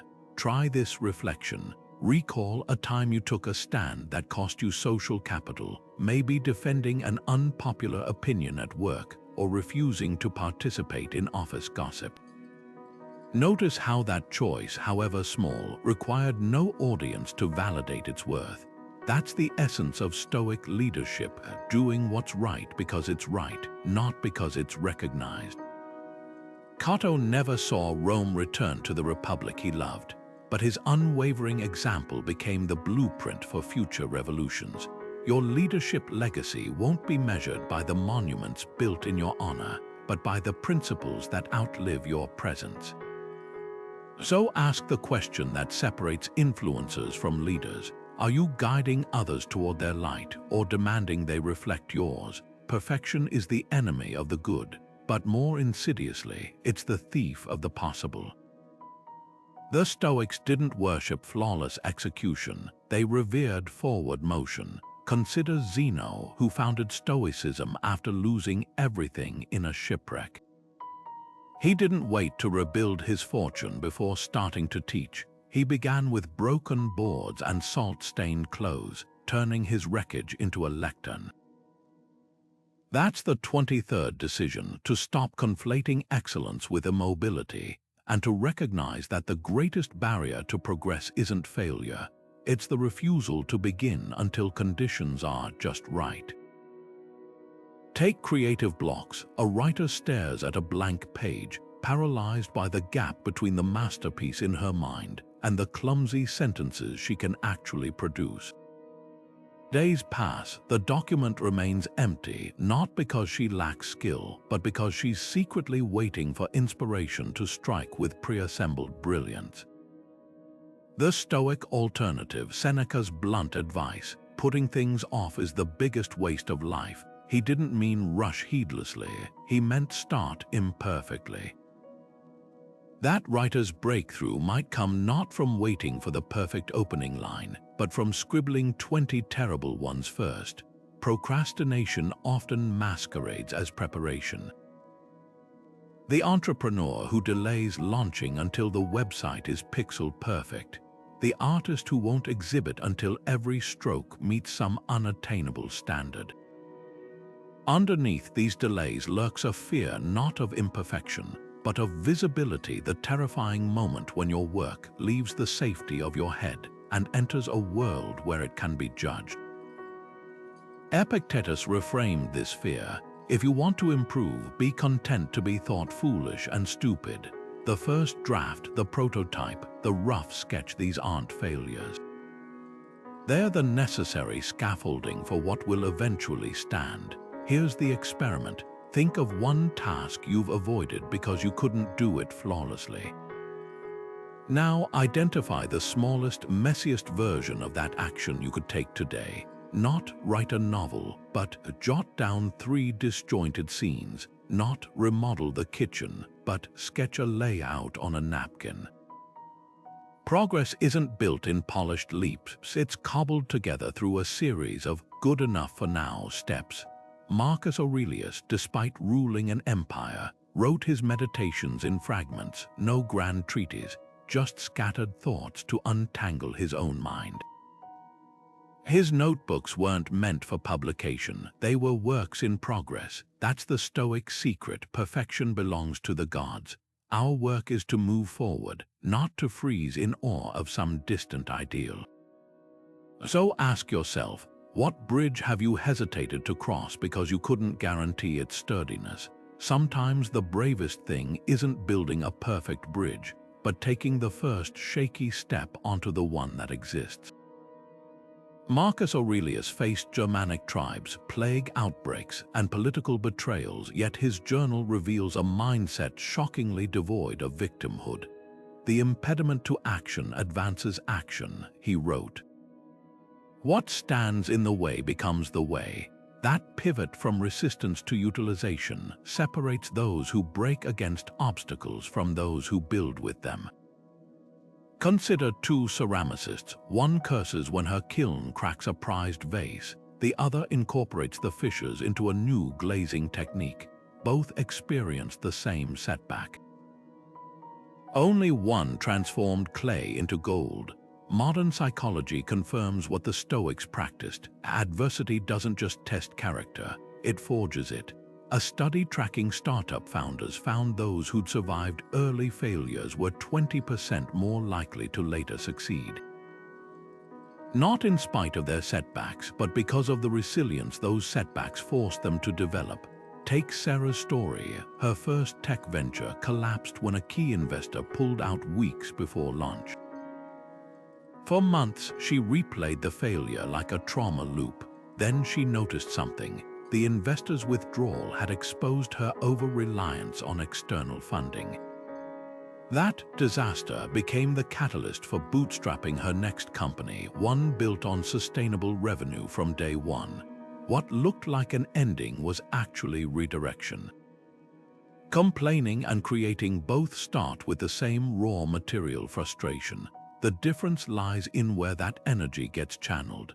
Picture a blocked writer. One version spends days lamenting writer's block to friends. The other uses the stagnation to research an overlooked subplot. The obstacle, the blank page, is identical. The response determines whether it becomes a gravestone or a compass. Epictetus, born into slavery, framed this as alchemy. Difficulty shows what men are.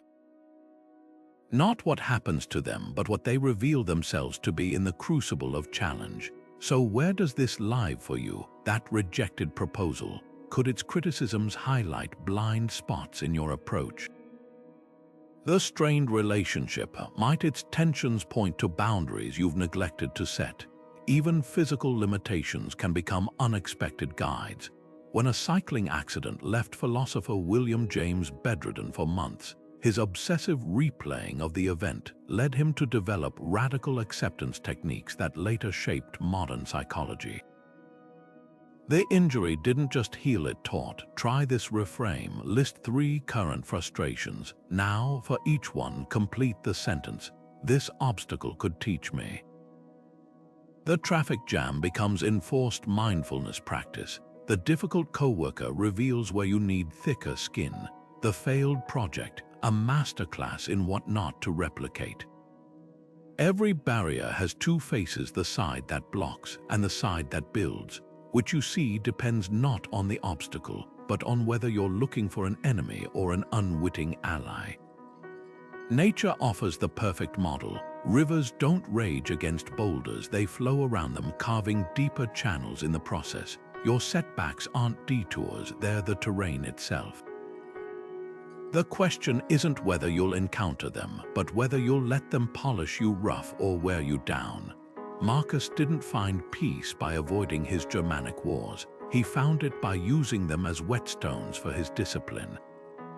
Your turn. What boulder in your path might secretly be shaping your current? Love isn't about losing yourself, it's about bringing your full self to the table without demanding others fill your empty spaces. The Stoics called this oikoiosis, the art of expanding your circle of care without dissolving its center. You picture two trees growing side by side. Their roots may intertwine underground, sharing nutrients, but their trunks rise separately toward the sun. That's the 25th decision, to love in a way that nurtures connection without demanding fusion.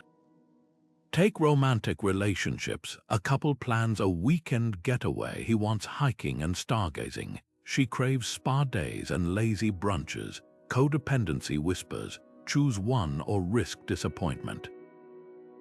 Stoicism offers a third path. Why not both? They book a cabin near trails and a luxury resort, splitting days to honor both desires.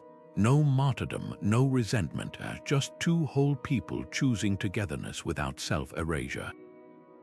This isn't compromise, it's the realization that love thrives not when halves complete each other, but when wholes enhance each other. Modern culture romanticizes sacrifice as love's purest expression. The partner who gives up their career, the parent who abandons hobbies, the friend who always adjusts their schedule. But Stoicism questions this narrative. If love requires self-betrayal, is it truly love or just fear of loss dressed in devotion?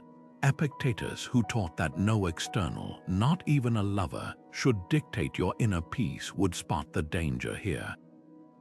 The moment you believe, if they leave, I'll unravel, you've handed them your sovereignty wrapped in a Valentine's bow.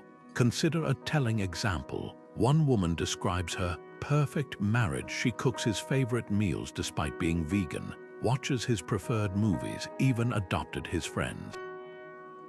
The unspoken trade, if I mold myself to his world, he'll never leave. But relationships built on self-negation aren't bonds, they're hostage negotiations. Contrast this with a couple who debates passionately about politics, pursues separate hobbies, and sometimes vacations apart. They're secret.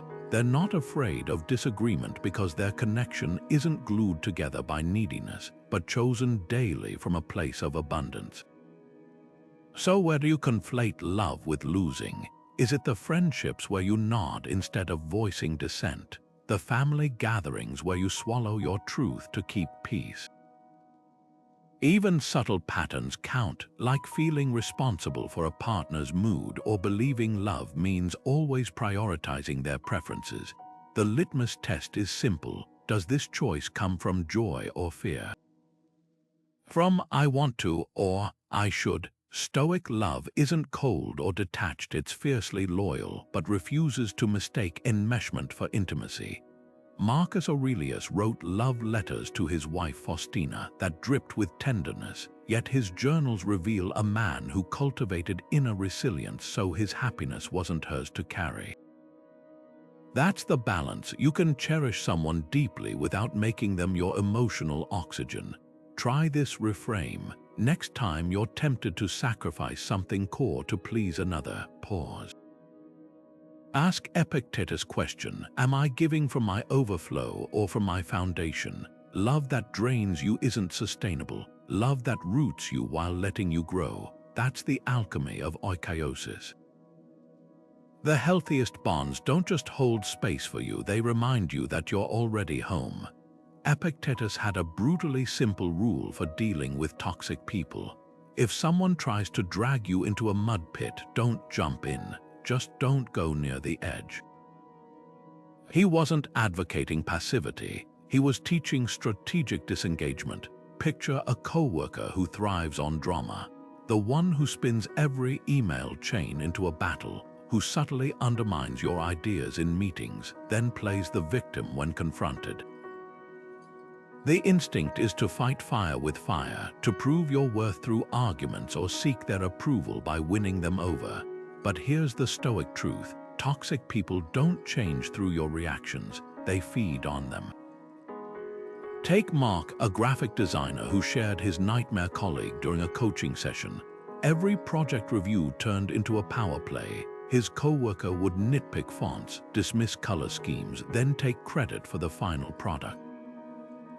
Mark's initial approach pleasing, he'd rework designs endlessly, hoping to earn her respect. When that failed, he switched to counterattacks, calling out her hypocrisy in team chats. The result, she escalated, dragging others into the conflict until Mark was labeled difficult. The turning point came when he tried Epictetus' approach. Instead of justifying or retaliating, he started responding to her critiques with a neutral, noted, and privately documenting her interference for their manager. Within weeks, she redirected her drama elsewhere, not because Mark changed her, but because he stopped being a satisfying target. This is the 26th decision, to stop mistaking reaction for strength. Toxic people are emotional black holes. The more energy you pour into them, the more they demand. Stoicism flips the script by asking, why does their opinion hold weight in the first place? That narcissistic parent who withholds praise, the friend who always one-ups your struggles, the boss who dangles approval like a carrot. Their power isn't in their behavior, it's in your belief that their validation matters. When you stop bringing your self-worth to the negotiation table, their tactics collapse. Non-reactive boundaries aren't walls, they're force fields. Imagine your coworker drops a backhanded compliment. Wow, you actually pulled this off. The old you might scramble to defend your work or worse, laugh awkwardly to keep peace. The stoic response, a smile and thanks for noticing. No sarcasm, no defensiveness, just a neutral acknowledgement that refuses to play the game. This isn't about suppressing anger. It's about recognizing that some battles aren't fought on the battlefield. Like a judo master using an opponent's momentum against them, you disarm toxicity by refusing to supply the resistance it needs to thrive. So who triggers your need to win approval? Is it the relative who subtly compares you to more successful cousins? The partner who weaponizes silent treatment? Make a list of their go-to tactics: guilt-tripping, gaslighting, sarcasm. Then script 3 neutral responses you can deploy like armor. I hear you. Let's circle back when things are calmer. We see this differently. The goal isn't to change them, it's to reclaim the mental real estate they've occupied rent-free. Epictetus, who endured slavery and exile, understood a liberating truth. No one can control your inner world unless you grant them access. The next time a toxic person baits you, picture them holding out a gift of chaos. You get to choose whether to accept it. Your silence, your neutrality, your refusal to engage on their terms, these aren't signs of defeat. They're the ultimate power move, because the person who controls the emotional temperature of a room isn't the one screaming. It's the one who decides whether to turn up the heat. An artist doesn't paint a masterpiece by obsessing over gallery walls. She shows up daily to wrestle with brushstrokes, colors, and the quiet joy of creation itself. This is the 27th decision, to fall in love with the work, not the trophy. Stoicism flips modern hustle culture on its head. It's not about grinding until you collapse for some distant payoff, but about finding fulfillment in the act itself. Marcus Aurelius captured this in his journal. The reward for a thing well done is to have done it. Not applause, not fame, not even success, just the private satisfaction of knowing you showed up fully. Take 2 musicians preparing for the same audition. One practices scales mechanically, eyes glued to the calendar, counting down to his big break. The other loses track of time, absorbed in the resonance of each note, the way her fingers find rhythms without conscious thought.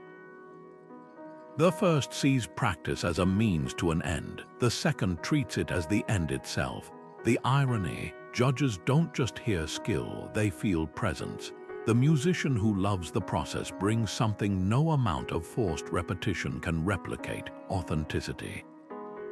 Hustle culture glorifies exhaustion as a badge of honor: early mornings, late nights, productivity apps tracking every minute. But Stoicism asks a disruptive question. What if you pursued goals with the energy of someone who already has everything to lose? Not the fear of missing out, but the reverence for showing up. Consider the writer who cranks out pages fueled by anxiety about his next royalty check, versus the one who writes because the act clarifies his thoughts.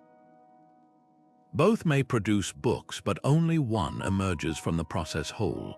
Here's where we confuse motion with progress. A startup founder brags about working 80-hour weeks, yet her product stagnates. She's mistaking activity for achievement. Contrast this with an artisan who spends 3 hours carving a single wooden joint, not for Instagram before and after shots, but because precision feels like prayer. Deliberate practice isn't about volume, it's about attention. The Stoics called this prosoch, the discipline of presence. When you focus on effort, results become byproducts, not obsessions. So what outcome hijacks your focus? Is it the promotion that overshadows the craft of leadership itself? The relationship milestone that distracts from savoring ordinary Tuesdays together? Try this reframe for 1 week. Track not what you accomplish, but how deeply you engage. Did that meeting leave you drained from performance or energized by genuine problem solving? Did your workout check a box or connect you to your body's strength? Nature teaches this effortlessly. A vine doesn't strain to reach the sun. It simply grows toward light, one tendril at a time. Your work thrives the same way, not by clutching at distant rewards, but by rooting in the richness of each small, deliberate step. The masterpiece will take care of itself. Marcus Aurelius carried an empire on his shoulders, yet his most profound guidance came not from advisors or ancient texts, but from the quiet pages of his journal. "Dig within," he wrote. "Within is the wellspring of good, and it is always ready to bubble up if you just dig." That wellspring gets buried beneath layers of guru worship, self-help addiction, and the modern obsession with outsourcing wisdom, as if enlightenment could be downloaded from a TED talk or purchased in a 30-day course. Consider how quickly we flock to the latest thought leader, hanging on their every tweet, dissecting their morning routines, treating their opinions as gospel.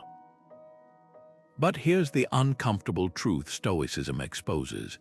No external hero can give you what only inner excavation can uncover. Take the self-help industry's paradox: people spending thousands on seminars to learn how to think for themselves. A client once showed me her bookshelf of 42 personal development titles, each promising the one true secret to happiness. Yet she confessed feeling more lost than ever, jumping from one guru's system to another like a spiritual tourist without a homeland. This isn't growth, it's intellectual hoarding. The Stoics weren't against teachers. Epictetus himself taught in the Agora, but they drew a line between learning and leaning. A teacher points to the water, the student must choose to drink. Dependency creeps in subtly. That motivational speaker whose podcast you never miss. The influencer whose daily affirmations you screenshot. Even the ancient philosopher you quote more than you contemplate. These crutches become cages when we prioritize their voices over our own lived experience. Marcus didn't journal to channel some external sage. He wrote to converse with his own deepest self. Modern guru culture sells certainty, but wisdom grows in the soil of questioning. Every time you reflexively think, "What would insert expert name do?" instead of "What do I truly believe?" you hand over your inner compass. Try this audit. Whose authority do you invoke to validate choices you're afraid to own? The life coach whose plan you follow rigidly, even when your intuition whispers it's wrong for you? The productivity hacker whose sleep schedule you mimic despite your body's protests? Real sovereignty isn't rejecting guidance, it's metabolizing it without losing your core. Like a tree absorbing sunlight but deciding where to grow each branch, you can honor teachers without becoming their echo. The shift begins with small rebellions. Next time you're tempted to consult an expert's checklist, pause. Ask Marcus' question, what does your own experience tell you? That client with the overflowing bookshelf. She started leaving blank journals between the self-help titles, spaces for her own thoughts to breathe. At first, the silence terrified her. Then something unexpected happened. Her own voice, long drowned out by highlighters and margin notes, began to speak. Not with the polished certainty of a guru, but with the raw, uneven clarity of someone finally coming home to themselves.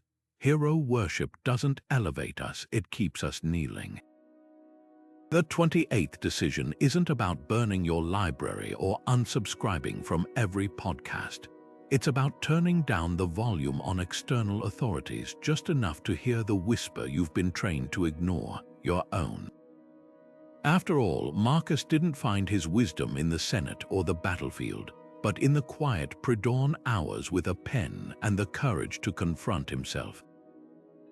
The hero you seek isn't out there, they're the one writing this sentence, reading these words, waiting to be trusted. Seneca practiced something that would horrify most modern minds. He regularly envisioned the worst-case scenarios life could throw at him. Not out of pessimism, but preparation. He called it premeditatio malorum, the premeditation of evils. Imagine a senator in his lavish villa, deliberately visualizing exile, poverty, even his own death. This wasn't morbid fantasy, it was emotional vaccination. By sitting with discomfort in advance, he inoculated himself against panic when hardship arrived. Modern culture does the opposite. We numb, we scroll, we binge, anything to avoid the quiet ache of being alone with our own unease. But here's what Seneca knew. The refusal to feel discomfort is what makes it monstrous when it inevitably comes. Consider grief. A woman loses her father unexpectedly. The first wave is paralyzing, sleepless nights, the hollow weight in her chest, the way his favorite song ambushes her in the grocery store.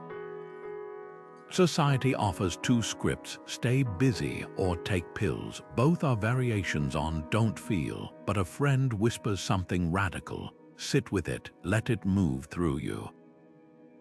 So she does. She stops fighting the tears during her commute. She lights a candle and flips through old photo albums, even when her hands shake. The pain doesn't disappear, but something shifts. It stops feeling like an enemy to evade and becomes a presence to honor. That's the 29th decision, to stop treating discomfort as a glitch and start recognizing it as part of the operating system of being human. We've confused comfort with safety. A client once described his ritual after a brutal breakup every night. He'd drink until the memories blurred. It worked until the hangovers became a different kind of pain. When he finally tried Seneca's approach, sitting sober with his thoughts for just 10 minutes each morning, the first week felt like holding live wires. But gradually, the sharp edges dulled, not because the loss shrank, but because his capacity to carry it expanded. Modern life offers endless anesthetics, Netflix marathons, impulsive shopping, compulsive productivity. None of them cure the ache, they just defer the bill. So what's your go-to escape hatch? Is it the third glass of wine when conversations get too real? The way you bury yourself in work to avoid relationship tensions. Even subtler forms exist, like rewriting past conversations in your head to avoid present loneliness. Discomfort always whispers the same lie. This will destroy you. But here's the truth Stoicism reveals. Emotions are like weather systems. They intensify when trapped. A storm rages strongest in a sealed room. Open the windows and the pressure equalizes. Try this experiment. Next time you feel that familiar urge to numb, whether it's reaching for your phone during boredom or changing the subject when emotions surface. Pause. Set a timer for 90 seconds and just breathe into the sensation. No judgment, no distraction. You're not trying to fix anything. You're practicing what Seneca called sustained endurance. 90 seconds is often all it takes for an emotion to peak and begin passing. The goal isn't to enjoy discomfort, but to stop fearing it. Nature never promised us a painless existence, only that no storm lasts forever. Forests don't resist autumn. They let go leaf by leaf, knowing spring will come not in spite of the surrender, but because of it. Your grief, your anxiety, your uncertainty, they're not flaws to erase. They're proof you're alive, feeling, evolving. The warrior who trains in peacetime doesn't do so because he loves hardship. He does it so when battle comes, his hands remember what to do. Your darkest moments deserve the same respect, not as intruders, but as teachers showing up unannounced with lessons you'll need later. So ask yourself, what emotion have you been running from that might actually have something to say? Success isn't a finish line you cross, it's the alignment between your daily life and your deepest values. The Stoics called this eudaimonia, not happiness as fleeting emotion, but flourishing as an ongoing practice. Picture two corporate lawyers. One chases partnership, working 80-hour weeks to afford a penthouse he never sees. The other steps back to consult for nonprofits, trading prestige for mornings coaching his daughter's soccer team. Society applauds the first as successful, but which life truly thrives? That's the 30th decision. To stop letting culture draft your definition of victory and start writing your own. Modern markers of achievement often resemble a script we didn't audition for: corner offices, luxury cars, Instagram-worthy vacations. But beneath these symbols lurks a question: who are these trophies for? A tech founder client confessed her wake-up call came during a 30 under 30 photo shoot. Surrounded by polished peers, she realized none of them could name what truly mattered to them beyond the next funding round. Contrast this with Marcus Aurelius, who ruled an empire yet measured his days by moments of integrity, not conquests. His journal reads like an anti-resume. Woke up. Didn't lose temper with incompetent officials. Remembered to be kind to the servant who spilled wine. These were his victories, small, invisible, and utterly transformative. The corporate ladder offers a clear example of this mismatch. Climbing it promises security and status, but often at the cost of autonomy and purpose. Sarah, a marketing VP, described the paradox of her promotion. The higher she rose, the more her work narrowed to appeasing shareholders rather than creating meaningful campaigns.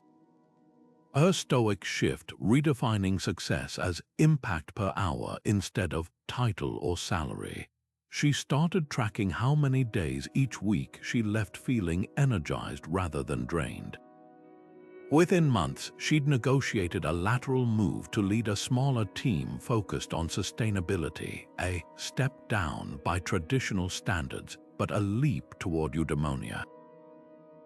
Hidden success metrics hide in plain sight: the ability to say no without guilt, the space to think deeply, relationships where masks aren't required. Ancient Stoics prized these over external validation. When Seneca advised Lucilius to audit his life, he didn't tell him to tally wealth or accolades. Measure how much of your time is your own. This flips modern productivity culture on its head. What if your most important metric wasn't output, but undistracted presence?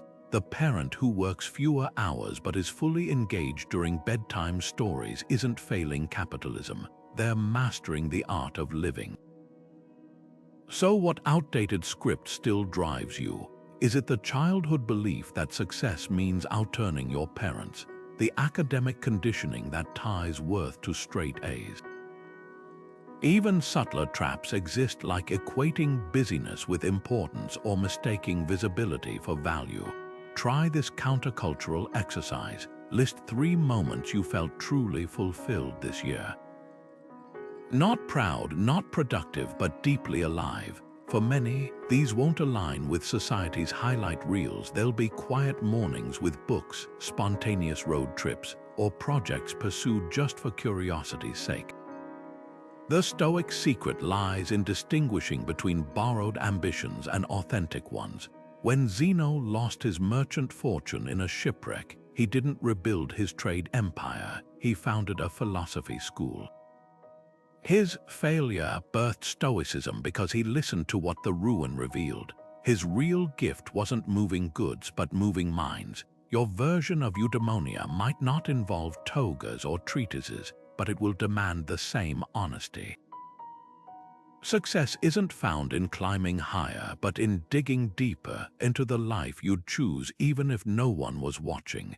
The world will keep offering its scorecards. Your power lies in setting them aside long enough to hear your own. Epictetus threw a curveball that still stings centuries later. Happiness depends on ourselves. Not on circumstances, not on others' actions, not on some future milestone, just our own practiced perspective. This isn't fluffy optimism. It's the 31st decision, a radical commitment to gratitude without bargaining.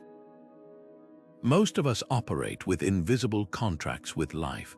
I'll be grateful when I get the promotion. I'll appreciate my body after losing 20 pounds. I'll enjoy life once my debts are paid. But Stoicism exposes the trap in this when-then thinking. It hands the keys to your contentment to a future that may never arrive. Take chronic illness, a litmus test for unconditional gratitude. Sarah, a graphic designer diagnosed with rheumatoid arthritis, described her early mindset. I kept waiting to feel better before allowing myself to celebrate anything. Her days became a countdown to some hypothetical pain-free morning where real life would begin. Then she stumbled on Epictetus' paradox. Even in chains, he wrote, we still choose how to interpret our experience. So she experimented. On a particularly stiff-jointed morning, she listed 3 things her body could still do: eyes that could admire autumn leaves, hands that could hold a warm cup, lungs that filled with air. Not as consolation prizes, but as evidence that joy wasn't postponed. It was simply camouflaged by her focus on what was missing.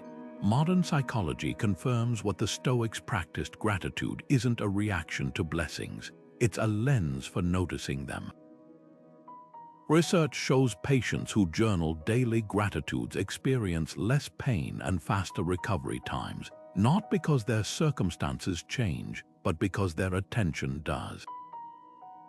The if only mindset, if only I had more money, a better partner, a healthier body, operates like a mental filter, screening out present moment gifts to focus on imagined future solutions. But here's the truth those thoughts ignore. The promotion won't erase your insecurity. The weight loss won't automatically bring self-love. And the debt-free day will simply reveal new worries unless you change how you see. So where does your mind erect, if only, roadblocks? Is it the belief that you'll finally relax once your inbox hits 0? The assumption that your childhood trauma must be fully healed before you can enjoy adulthood? These mental bargains aren't just harmless thoughts, they are thefts of your present moment. The Stoic alternative isn't pretending hardships don't exist. It's refusing to let them monopolize your attention. Try this inversion next time you catch yourself thinking, I'll be happy when. Pause. Ask Epictetus' question, what can I honor about this moment exactly as it is? Not instead of working toward change, but alongside it. The parent exhausted from night feedings might notice the weight of their infant's trust. The entrepreneur facing rejection could savor the resilience being forged. Even grief contains its own stark gifts. The love that makes loss hurt is itself evidence of life's richness. Gratitude without conditions isn't surrender. It's rebellion against the lie that fulfillment lies anywhere but here. The raindrop doesn't apologize for not being a river. It mirrors the whole sky in its tiny form. Your imperfect now isn't an obstacle to joy. It's the only place joy can ever be found. Marcus Aurelius scribbled a note to himself that cuts through centuries of human insecurity. Waste no more time arguing what a good man should be one. But there's an unspoken second half to that command. Stop measuring your becoming against anyone else's. Imagine two siblings planting seeds in separate gardens. One fusses over her neighbor's faster-growing sprouts, watering them in secret to stunt their progress. The other tends her own soil, learning from the worms in her dirt rather than coveting someone else's fertilizer. Both will harvest something, but only one will recognize the taste of her own labor. Social media didn't invent comparison, it weaponized it. Scroll through any platform, and you're bombarded with curated milestones, engagement rings glinting beside champagne flutes, promotion announcements timed to golden hour, even grief polished into poignant captions. These aren't lives, they're highlight reels masquerading as yardsticks. A client once confessed she delayed launching her bakery for years because Instagram chefs made her sourdough look amateurish. The irony, her failed loaves, the ones with uneven splits or too dark crusts, became her signature once she stopped trying to replicate someone else's definition of perfection. Comparison didn't sharpen her craft, it kept her from discovering her unique flavor. The sibling rivalry dynamic exposes this poison perfectly. Two brothers grow up sharing bedrooms and birthday cakes, yet their paths diverge. One climbs corporate ladders while the other paints murals in train yards. Society labels the first successful, the second a struggling artist. But here's what the Stoics knew: envy is a compass pointing in the wrong direction. When you fixate on your brother's salary or your colleague's book deal, you're not learning from their journey, you're erasing your own. Marcus didn't waste energy comparing his rule to past emperors. He focused on ruling like Marcus. So whose shadow do you walk in? The high school friend whose vacations fill your feed? The influencer whose morning routine promises productivity nirvana? Even subtler rivals lurk. The version of yourself you imagine should exist by now, based on timelines no one agreed to. The antidote isn't quitting social media or faking indifference, it's active discernment. Next time you catch yourself measuring your life against someone else's, ask two questions.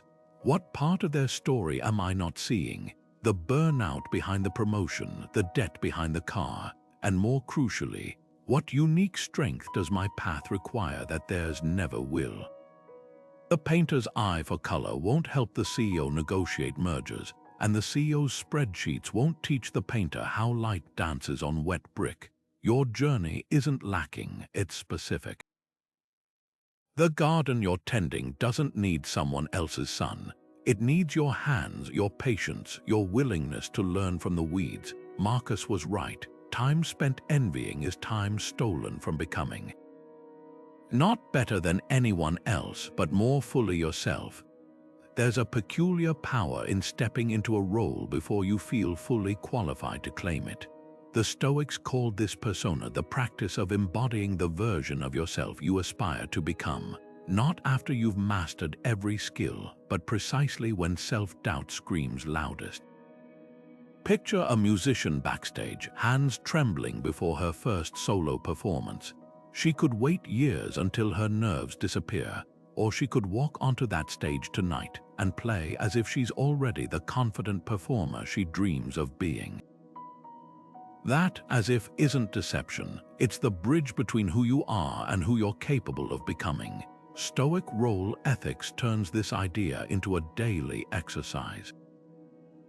Epictetus framed it as a simple question: What would the wise person do? Not the flawless sage who never falters, but the one who acts with courage despite the trembling hands. This shifts the focus from feeling ready to choosing readiness. Take public speaking, a universal fear. The amateur waits for confidence to arrive before raising her hand, believing competence must precede action. The professional knows the secret. Confidence isn't the prerequisite, it's the byproduct of showing up anyway. Here's where we trip over our own hesitation. We treat confidence like a weather system, something that happens to us, not through us. A client once described his ritual before presentations, pacing his office, rehearsing lines until they felt natural. But the breakthrough came when he tried a stoic flip. Instead of waiting for anxiety to subside, he stepped into the role of the speaker who serves the audience. Suddenly, his focus wasn't on his pounding heart, but on the value he could offer. The nerves didn't vanish, but they lost their veto power. So where's your version of this holding pattern? Is it the leadership role you avoid until you've checked every imaginary competency box? The creative project you delay because you haven't earned the right to call yourself an artist? These hesitations aren't humility, they're self-sabotage in disguise. The Stoics didn't wait to feel wise before practicing wisdom. They acted wisely until the wisdom became inseparable from who they were. Try this reframe. Identify one area where you're waiting for permission from yourself or others to step forward. Now script the smallest as if action you could take today. Not become a CEO, but lead this meeting like someone who trusts their judgment. Not publish a novel, but write one paragraph as if it matters. Every time you embody the role before you've earned it, you're not faking, you're rehearsing a future where the role fits because you've grown into it. The microphone doesn't care if your palms are sweaty. The canvas doesn't judge your shaky first stroke. The moment demands your action, not your certainty. Confidence isn't the absence of fear, it's the decision that your purpose is louder than your doubts. So here's the invitation. Stop waiting backstage for courage to tap you on the shoulder. Walk into the light as if you belong there, because the only proof you'll ever get is the act itself. Seneca's words cut through centuries of human hesitation. Life is long if you know how to use it. But here's the part we often miss. Using life well doesn't just mean adding new chapters. It requires the courage to close the ones that no longer serve us. Imagine a gardener who refuses to prune dead branches, convinced the tree might recover despite brittle, lifeless wood.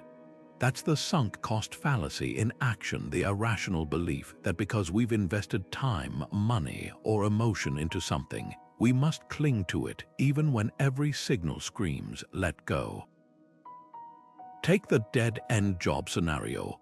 Sarah spent 7 years climbing the ranks at a marketing firm, only to realize the industry's values no longer aligned with hers. The promotions kept coming, but so did the Sunday night dread, the pit in her stomach before meetings where she had to sell products she didn't believe in. Yet she stayed, repeating the same justification. I've put in too much to walk away now. That's the sunk cost trap, mistaking endurance for wisdom and tenure for purpose. Stoicism reframes this. It asks, what if the real waste isn't leaving, it's staying? Every day spent in misalignment is a day subtracted from the life you could be living. Nature offers a masterclass in necessary endings. Deciduous trees don't mourn their falling leaves. They release them to conserve energy for spring's rebirth. Farmers rotate crops, letting fields lie fallow so the soil can regenerate. Even our bodies shed millions of cells daily to make room for new growth. Yet humans, we hold onto relationships that drain us, careers that shrink us, even outdated self-concepts that limit us, all because we've convinced ourselves that persistence equals strength. Seneca challenged this directly. It's not that we have a short time to live, but that we waste much of it.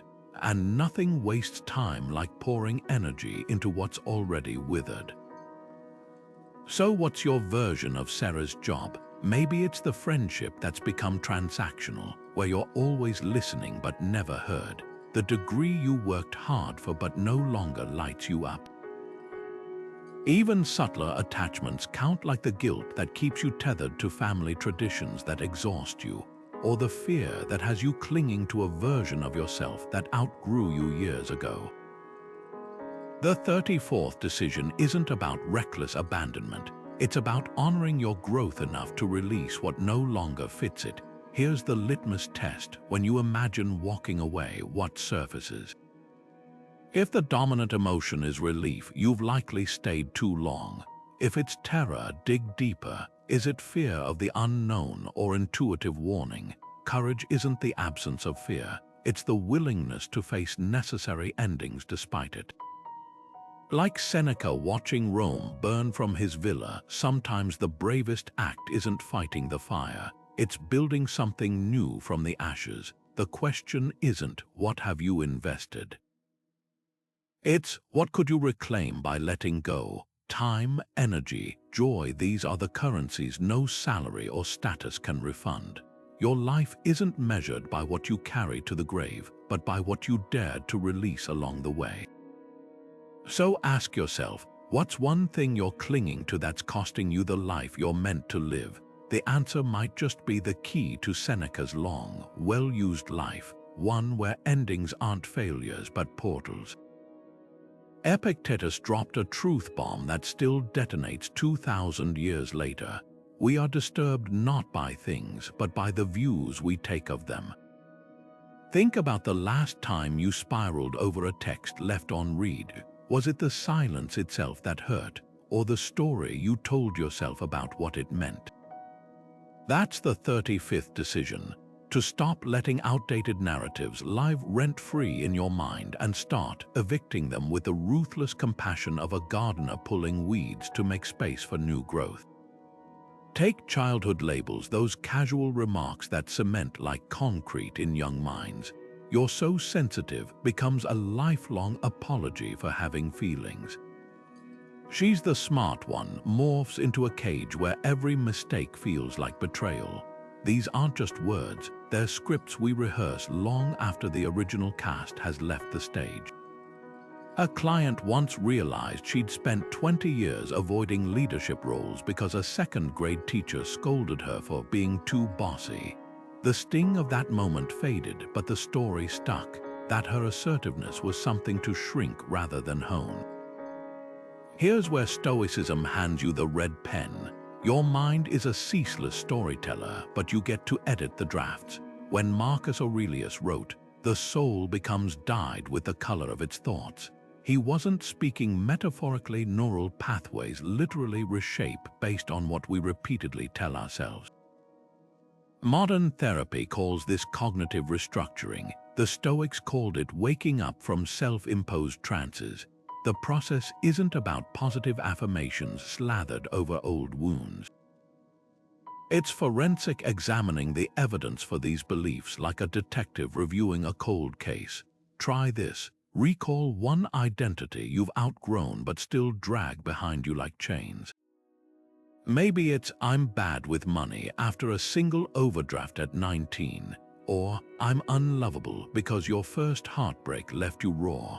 Now ask Epictetus' question, is this belief useful or just familiar?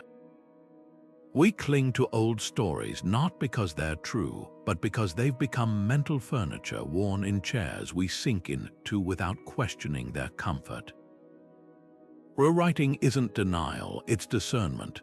That client didn't pretend she'd never been called bossy. She simply stopped letting a child's label dictate an adult's choices. Her breakthrough came when she listed counterexamples, the times her decisiveness resolved team conflicts, the projects her vision had saved. The facts were always there, she'd just been filtering them through someone else's outdated lens. So what's your version of this? The narrative about being the lazy one that ignores your chronic fatigue? the black sheep identity that excuses self-sabotage. Every time you replay these stories, you're not remembering, you're reliving. The Stoic alternative: treat your past like a library, not a life sentence. Some chapters inform, others you outgrow. The power lies in choosing which to reference and which to reshelve. Your mind has always been the author. It's never too late to pick up the pen. We've walked through 35 decisions, not just choices, but revolutions in how you relate to yourself and the world. Each one is a thread in the fabric of Stoic practice, woven not for perfection, but for progress. Marcus Aurelius, even as emperor, reminded himself daily, "You have power over your mind, not outside events. Realize this, and you will find strength." That's the heart of it. Inner authority isn't about never doubting or never stumbling. It's about knowing that every moment offers a fresh chance to realign with your own sovereignty. Think of it like learning a language. No one expects fluency after the first lesson. There are mispronounced words, awkward pauses, moments where you grasp for vocabulary. But with each conversation, the grammar of self-trust becomes more natural. The parent who sets a boundary with a defiant child isn't suddenly fixed, they're practicing. The artist who creates without begging validation isn't suddenly immune to criticism, they're recalibrating. This is the Stoic secret. Mastery isn't a destination. It's the cumulative effect of daily returns to your own center. Consider the olive tree, a symbol of resilience in ancient Greece. It bends in storms, loses branches in droughts, yet its roots dig deeper with every challenge. Your journey is no different. Those moments when you catch yourself seeking approval and gently redirect, that's your roots growing. When you pause before reacting to a provocation, choosing response over reflex, that's your trunk thickening. Even the failures, the times you fall back into old patterns, aren't setbacks. They're the necessary friction that polishes your resolve. Marcus left us with a compass. The universe is change. Our life is what our thoughts make it. These decisions aren't items to check off. They're lenses to see yourself and your agency anew. So here's your invitation, not to overhaul your life in a day, but to begin where you are. Pick one decision, just one, to live into today. Maybe it's releasing an old grievance that's overstayed its welcome. Or perhaps it's speaking a truth you've bottled up, not to control the outcome, but to honor your voice. The Stoics didn't pass down these tools for admiration. They meant for them to be used, weathered, and sharpened in the messy reality of your life.